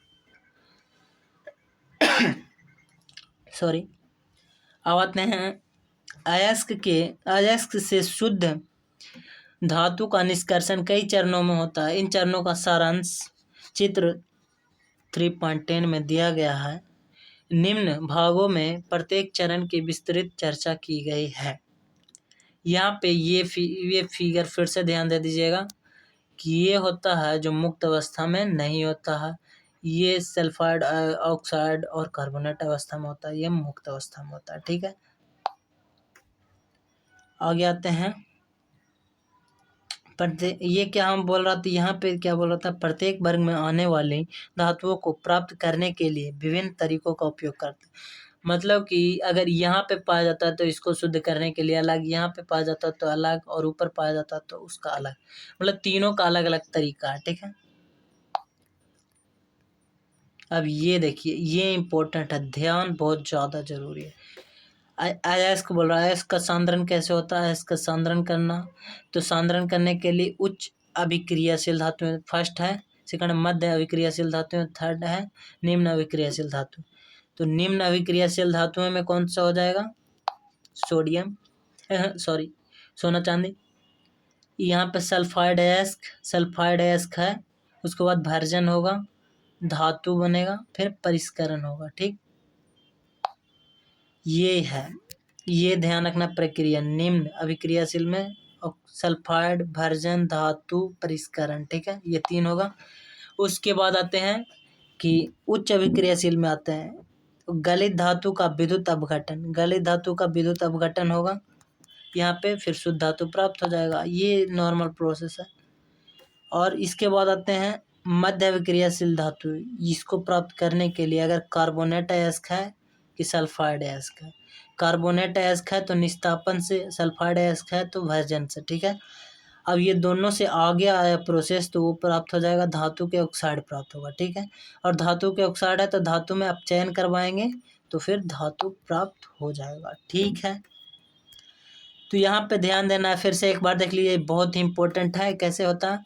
फर्स्ट वाला सबसे ऊपर, से मध्य वाला थर्ड वाला। ठीक है, सबसे नीचे ये निम्न अभिक्रियाशील होता है, बीच में स्थित होता है, फर्स्ट में स्थित होता है। ठीक है, तो इसको कैसे करना है? गलित धातु का विद्युत अपघटन करना है और शुद्ध धातु प्राप्त कर लेना है। ठीक है, और इसको कैसे प्राप्त करना है? सल्फाइड अयस्क है। ठीक है, अगर सल्फाइड है तो भर्जन करेंगे, और अगर कार्बोनेट अयस्क है तो निस्तापन करेंगे। ये प्रक्रिया है। ठीक है, तो ये प्रक्रिया को ध्यान दीजिएगा कि क्या कब करना है। सल्फाइड है तभी भर्जन करेंगे, सब। ठीक है, ये पे ध्यान दीजिएगा। और यहाँ पे कहानी या कुछ ऐसे ट्रिक बना लीजिए कि कंफ्यूजन नहीं होना। कार्बोनेट है तो निस्तापन करना है, सल्फाइड है तो भर्जन करना है। ठीक है, उसके बाद हम लोग को धातु का ऑक्साइड प्राप्त हो जाएगा, ऑक्साइड प्राप्त हो जाएगा तो हम लोग उसका अपचयन कर देंगे, अपचयन से ये प्राप्त हो जाएगा। ठीक है, तो ये प्रोसेस है, ये प्रोसेस बहुत ज़्यादा इम्पोर्टेंट है। 10th क्लास में इससे क्वेश्चन बनता है, और हम लोग को कॉम्पिटिटिव एग्जाम में इससे क्वेश्चन बनेगा कि भर्जन प्रोसेस में क्या होता है, निस्तापन में क्या होता है, ये सब। और कोई एग्जांपल दे देगा कि इस धातु का शुद्धिकरण कैसे होता है, ये सब पूछेगा। ठीक है, निष्करण प्रयुक्त चरण, अयस्कों का समृद्धिकरण। ठीक है, अयस्कों का समृद्धिकरण करते हैं कि पृथ्वी से खनिज अयस्कों में मिट्टी, रेत आदि जैसी कई अशुद्ध होती है। ठीक है, पृथ्वी से खनिज अयस्कों में मिट्टी, रेत आदि जैसी कई अशुद्धियाँ होती है। समझ में आया कि पृथ्वी से जैसे कोई चीज़ डायरेक्ट खन के निकालें तो उसमें मिट्टी भी रहेगा, अनेक रेत भी रहेगा, अनेक प्रकार की अशुद्धियाँ रहेगी। ठीक है, उन अशुद्धियों को क्या कहते हैं? गैंग कहा जाता है, गैंग। ठीक है, गैंग, वो वाला गैंगवार वाला गैंग नहीं। ठीक है, जैसे कि कोई गैंग लेकर झगड़ा करने जा रहा हो, वो गैंग नहीं चाहिए, ठीक है। यहाँ पे अशुद्धि हो रहा, तो अशुद्धि एक प्रकार का गैंग ही हुआ, ठीक है। तो ये हो गया गैंग। गैंग से तो सिंपल वर्ड है गैंग, आपको याद रखना अशुद्धि, ठीक है। अशुद्धि कौन कौन प्रकार के हो सकता है, मिट्टी, रेत, ये सब, ठीक है। धातुओं के निष्कर्षण से पहले अयस्क से अशुद्धियों को हटाना आवश्यक होता है। यौगिकों से गैंग को हटाने के लिए जिन प्रक्रियाओं का उपयोग होता है वे अयस्क एवं गैंग के भौतिक एवं रासायनिक गुणधर्मों पर आधारित होता है। इस पृथक्करण के लिए विभिन्न तकनीक अपनाई जाती है। फर्स्ट प्रोसेस क्या करना शुद्धिकरण के लिए, फर्स्ट प्रोसेस है कि गैंग को हटाना है, ठीक है। गैंग को हटाना सिंपल अकेला करना है इसको, ठीक है। गैंग में नहीं रहना, ठीक ठीक, समझ में आ रहा है बात। तो आगे बढ़ते हैं। और इसको हटाने के लिए अलग अलग प्रोसेस होता है, वही आते हैं। सक्रियता श्रेणी में नीचे आने वाले धातुओं का निष्कर्षण। आप सक्रियता श्रेणी के नीचे आने वाले धातुओं का निष्कर्षण कैसे होता है वो हम लोग देखते हैं। यहाँ से 3.3 यस। सक्रियता श्रेणी के में नीचे आने वाले धातु काफी अनविक्रिय होते हैं। इन धातुओं के ऑक्साइड को केवल गर्म करने से ही धातु प्राप्त हो जाते हैं। इन धातुओं के ऑक्साइड को केवल गर्म करने से ही धातु प्राप्त किया जा सकता है। उदाहरण के लिए सिनाबार, मरकरी, पारद, ये सब नाम थोड़ा ध्यान दीजिएगा। ये फर्स्ट बार लगेगा सुना हुआ। पारद मरकरी को बोला जा रहा है का एक अयस्क है। सिग्नाबार है ना, ये बता रहा है। यहाँ पे ध्यान दीजिए कि मरकरी है जो अगर नीचे अभिक्रियाशीलता श्रेणी के नीचे स्थित है तो उसका अयस्क कौन सा है, तो उसका अयस्क है सिग्नाबार, ठीक है। सिग्नाबार है जो उसका अयस्क है मरकरी का, ठीक है, एक अयस्क है। पारद भी शायद उसी को, ठीक है। HgA सिग्नाबार, ठीक है। सीनाबार, ठीक, ध्यान देना, नाम इम्पोर्टेंट है इसका, ठीक। सीनाबार, एजीएस भी इम्पोर्टेंट है, सिनाबार भी इम्पोर्टेंट है। मैग्नीशियम का एक अयस्क है। वायु में गर्म करने पर सबसे पहले मर्क्यूरिक ऑक्साइड में परिवर्तित होता है। इसको वायु में पहले गर्म करते हैं तो वायु में गर्म करने पर क्या प्राप्त होता है, मर्क्यूरिक ऑक्साइड प्राप्त होता है। और अधिक गर्म करने पर मर्क्यूरिक ऑक्साइड मरकरी में बदल अपचयित हो जाता है। तो यहाँ पे दो चीज करने बोल रहा है कि पहले अयस्क है, अयस्क पारद मरकरी को बोल रहा है, ठीक है। सिनाबार है, ये सिनाबार, ठीक है। सिनाबार को धातु में ऑक्सीजन के संपर्क में गर्म किया जाता है तो यहाँ पे बन गया क्या, HgO बन गया, मर्क्यूरिक ऑक्साइड बन गया और यहाँ पे SO2 अलग हो गया, ठीक है। अब फिर इसको गर्म करेंगे दोबारा, ठीक है। तो दोबारा गर्म किए, अत्यधिक टेम्परेचर पे गर्म करेंगे तो फिर यहाँ से अलग हो जाएगा, Hg अलग हो जाएगा और ऑक्सीजन अलग हो जाएगा, ठीक है। तो यहाँ पे दो प्रोसेस याद रखना, फर्स्ट इसको गर्म करना, सेकंड इसको। और ये इम्पोर्टेंट है अगर आप 10th में हैं तो, अगर आप कॉम्पिटिटिव में तो ये नाम इम्पोर्टेंट है। अयस्क किसका अयस्क है वो पूछेगा, सिनाबार, ठीक है। इसी प्रकार प्रकृति रूप में Cu2S के रूप में उपलब्ध तांबे को केवल वायु में गर्म करके इसको अयस्क से अलग किया जा सकता है। अब तांबे को क्या कर रहा है, तांबे को इसी प्रकार प्रकृति में Cu2S के रूप में उपलब्ध तांबे को ये अयस्क है, ठीक है। तांबे का अयस्क का नाम पता नहीं दिया नहीं है, ठीक है। Cu2S को उपलब्ध तांबे को केवल वायु में गर्म करके इसको अयस्क के अलग किया जा सकता है, ठीक है। तो ये है, इसको गर्म किए तो 2Cu ऑक्साइड प्राप्त हो गया। अब फिर इसको गर्म करेंगे, इसको गर्म किए दोबारा, तो दोबारा गर्म किए तो फिर क्या प्राप्त हो गया, Cu प्राप्त हो गया, ठीक है। ये ध्यान देना है। आगे आते हैं। ये सब अगर 10th क्लास में है तो ये प्रोसेस बहुत ज़्यादा इंपॉर्टेंट है, ये सब ध्यान दीजिएगा। इसे क्वेश्चन हमेशा 5 नंबर का क्वेश्चन बनता है, ठीक है। और कंपटीशन में तो ये प्रोसेस, इसका यस क्या नाम है, निस्तापन क्या होता है, भर्जन क्या होता है, ये सब जानना है। ठीक है। सक्रियता श्रेणी के मध्य में स्थित धातुओं का निष्कर्षण। हम लोग एक टॉपिक कर लिए कि नीचे जो स्थित है, सक्रियता श्रेणी के नीचे जो नीचे उपस्थित है उसका तो हम लोग कर लिए, मध्य में उपस्थित है उसका करते हैं। ठीक है। तो सक्रियता श्रेणी के मध्य में स्थित, 6 मिनट बच रहा है, 3 पेज बच रहा है। ठीक है। सक्रियता श्रेणी के मध्य में स्थित धातुएं जैसे आयरन, जिंक, लेड, कॉपर की अभिक्रियाशीलता मध्य होती है। ठीक है। ये याद रखना है कौन कौन, iron, zinc, lead, copper. Copper को हम लोग ऊपर भी देखे थे लेकिन इसमें भी दिखा रहा। मध्य श्रेणी में होता है। प्रकृति में यह प्रायः सल्फाइड या कार्बोनेट के रूप में पाई जाती है। यहाँ पे हम लोग बताए थे कि जो मध्य में होता है वो कैसे प्राप्त होता है, सल्फाइड या कार्बोनेट के रूप में पाई जाती है प्रकृति में। ठीक है। सल्फाइड या कार्बोनेट की तुलना में धातु को उसके ऑक्साइड से प्राप्त करना अधिक आसान होता है। तो हम लोग जानते हैं ऑक्साइड से प्राप्त करना धातु को तो गर्म कर दिए, प्राप्त हो गया, लेकिन सल्फाइड और कार्बोनेट से प्राप्त करने के लिए धातु को थोड़ा मुश्किल होता है। इसलिए अपचयन से पहले धातु को सल्फाइड एवं कार्बोनेट को धातु ऑक्साइड में परिवर्तित करना आवश्यक है। इसको अगर चेंज करना, धातु प्राप्त करना है तो पहले धातु को ऑक्साइड में प्राप्त करना होगा। अगर धातु को ऑक्साइड में प्राप्त करना तो इसको पहले गैंग को अलग करना होगा। ठीक है। फर्स्ट प्रोसेस गैंग को अलग करना। सेकंड प्रोसेस क्या है, तो सेकंड प्रोसेस है जो ये है,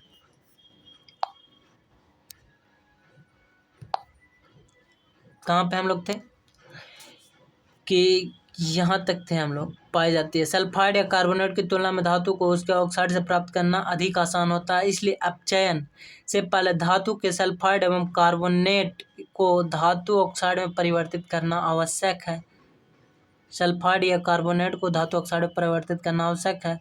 सल्फाइड अयस्क को वायु की उपस्थिति में अधिक ताप पर गर्म करने पर यह ऑक्साइड में परिवर्तन होता है। यहाँ पे भी वही प्रोसेस काम कर रहा है कि सल्फाइड अयस्क है उसको वायु की उपस्थिति में अधिक ताप पर गर्म करने पर यह ऑक्साइड में परिवर्तित होता है। इस प्रक्रिया को भर्जन कहते हैं। ठीक है। भर्जन, वो मोबाइल वाला भर्जन नहीं, ठीक है, वो वाला वर्जन नहीं। ठीक। तो यहाँ पे वर्जन नाम है। ठीक है। कि क्या बोल रहा है कि ऑक्सीजन की उपस्थिति में सल्फाइड को गर्म करते हैं अधिक ताप पर तो यह ऑक्साइड में बदल जाता है। इस प्रक्रिया को क्या कहते हैं, वर्जन। वर्जन क्या कहते हैं, ऑक्सीजन की उपस्थिति में अधिक ताप पर सल्फाइड अयस्क को गर्म किया जाता है तो उसे वर्जन कहते हैं। ठीक है। अब क्या होता है, कार्बोनेट अयस्क को सीमित वायु में अधिक ताप पर गर्म करने से यह ऑक्साइड में परिवर्तित हो जाता है।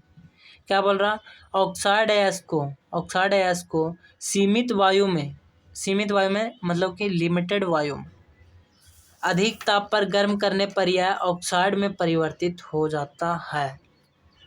इस प्रक्रिया को निस्तापन कहा जाता है। यहाँ पे 2 प्रोसेस बताया है। हम लोग जानते थे कि अगर मध्यम श्रेणी के धातुओं को अलग करना है तो इसके लिए 2 प्रोसेस था। ठीक है। इसके लिए पहले 2 प्रोसेस था, सल्फाइड या ये अगर सल्फाइड में है तो भर्जन करेंगे, अगर कार्बोनेट में है तो निस्तापन करेंगे। कहानी से कुछ याद था और सभी से कुछ याद था। सात से हो जाएगा तो सल्फाइड है तो वर्जन, और का है तो कार्बोनेट हो जाएगा निस्तापन। ठीक है। अब निस्तापन में क्या करता कि कार्बोनेट अयस्क को सीमित वायु में, लिमिटेड वायु में, वहाँ पे लिमिटेड वायु नहीं था, वायु की उपस्थिति था सिर्फ। ठीक है। इसमें लिमिटेड वायु है। ठीक है। निश्चित वायु में गर्म करने पर, अत्यधिक ताप में गर्म करने पर यह ऑक्साइड में परिवर्तित हो जाता है। इस प्रक्रिया को निस्तापन कहा जाता है।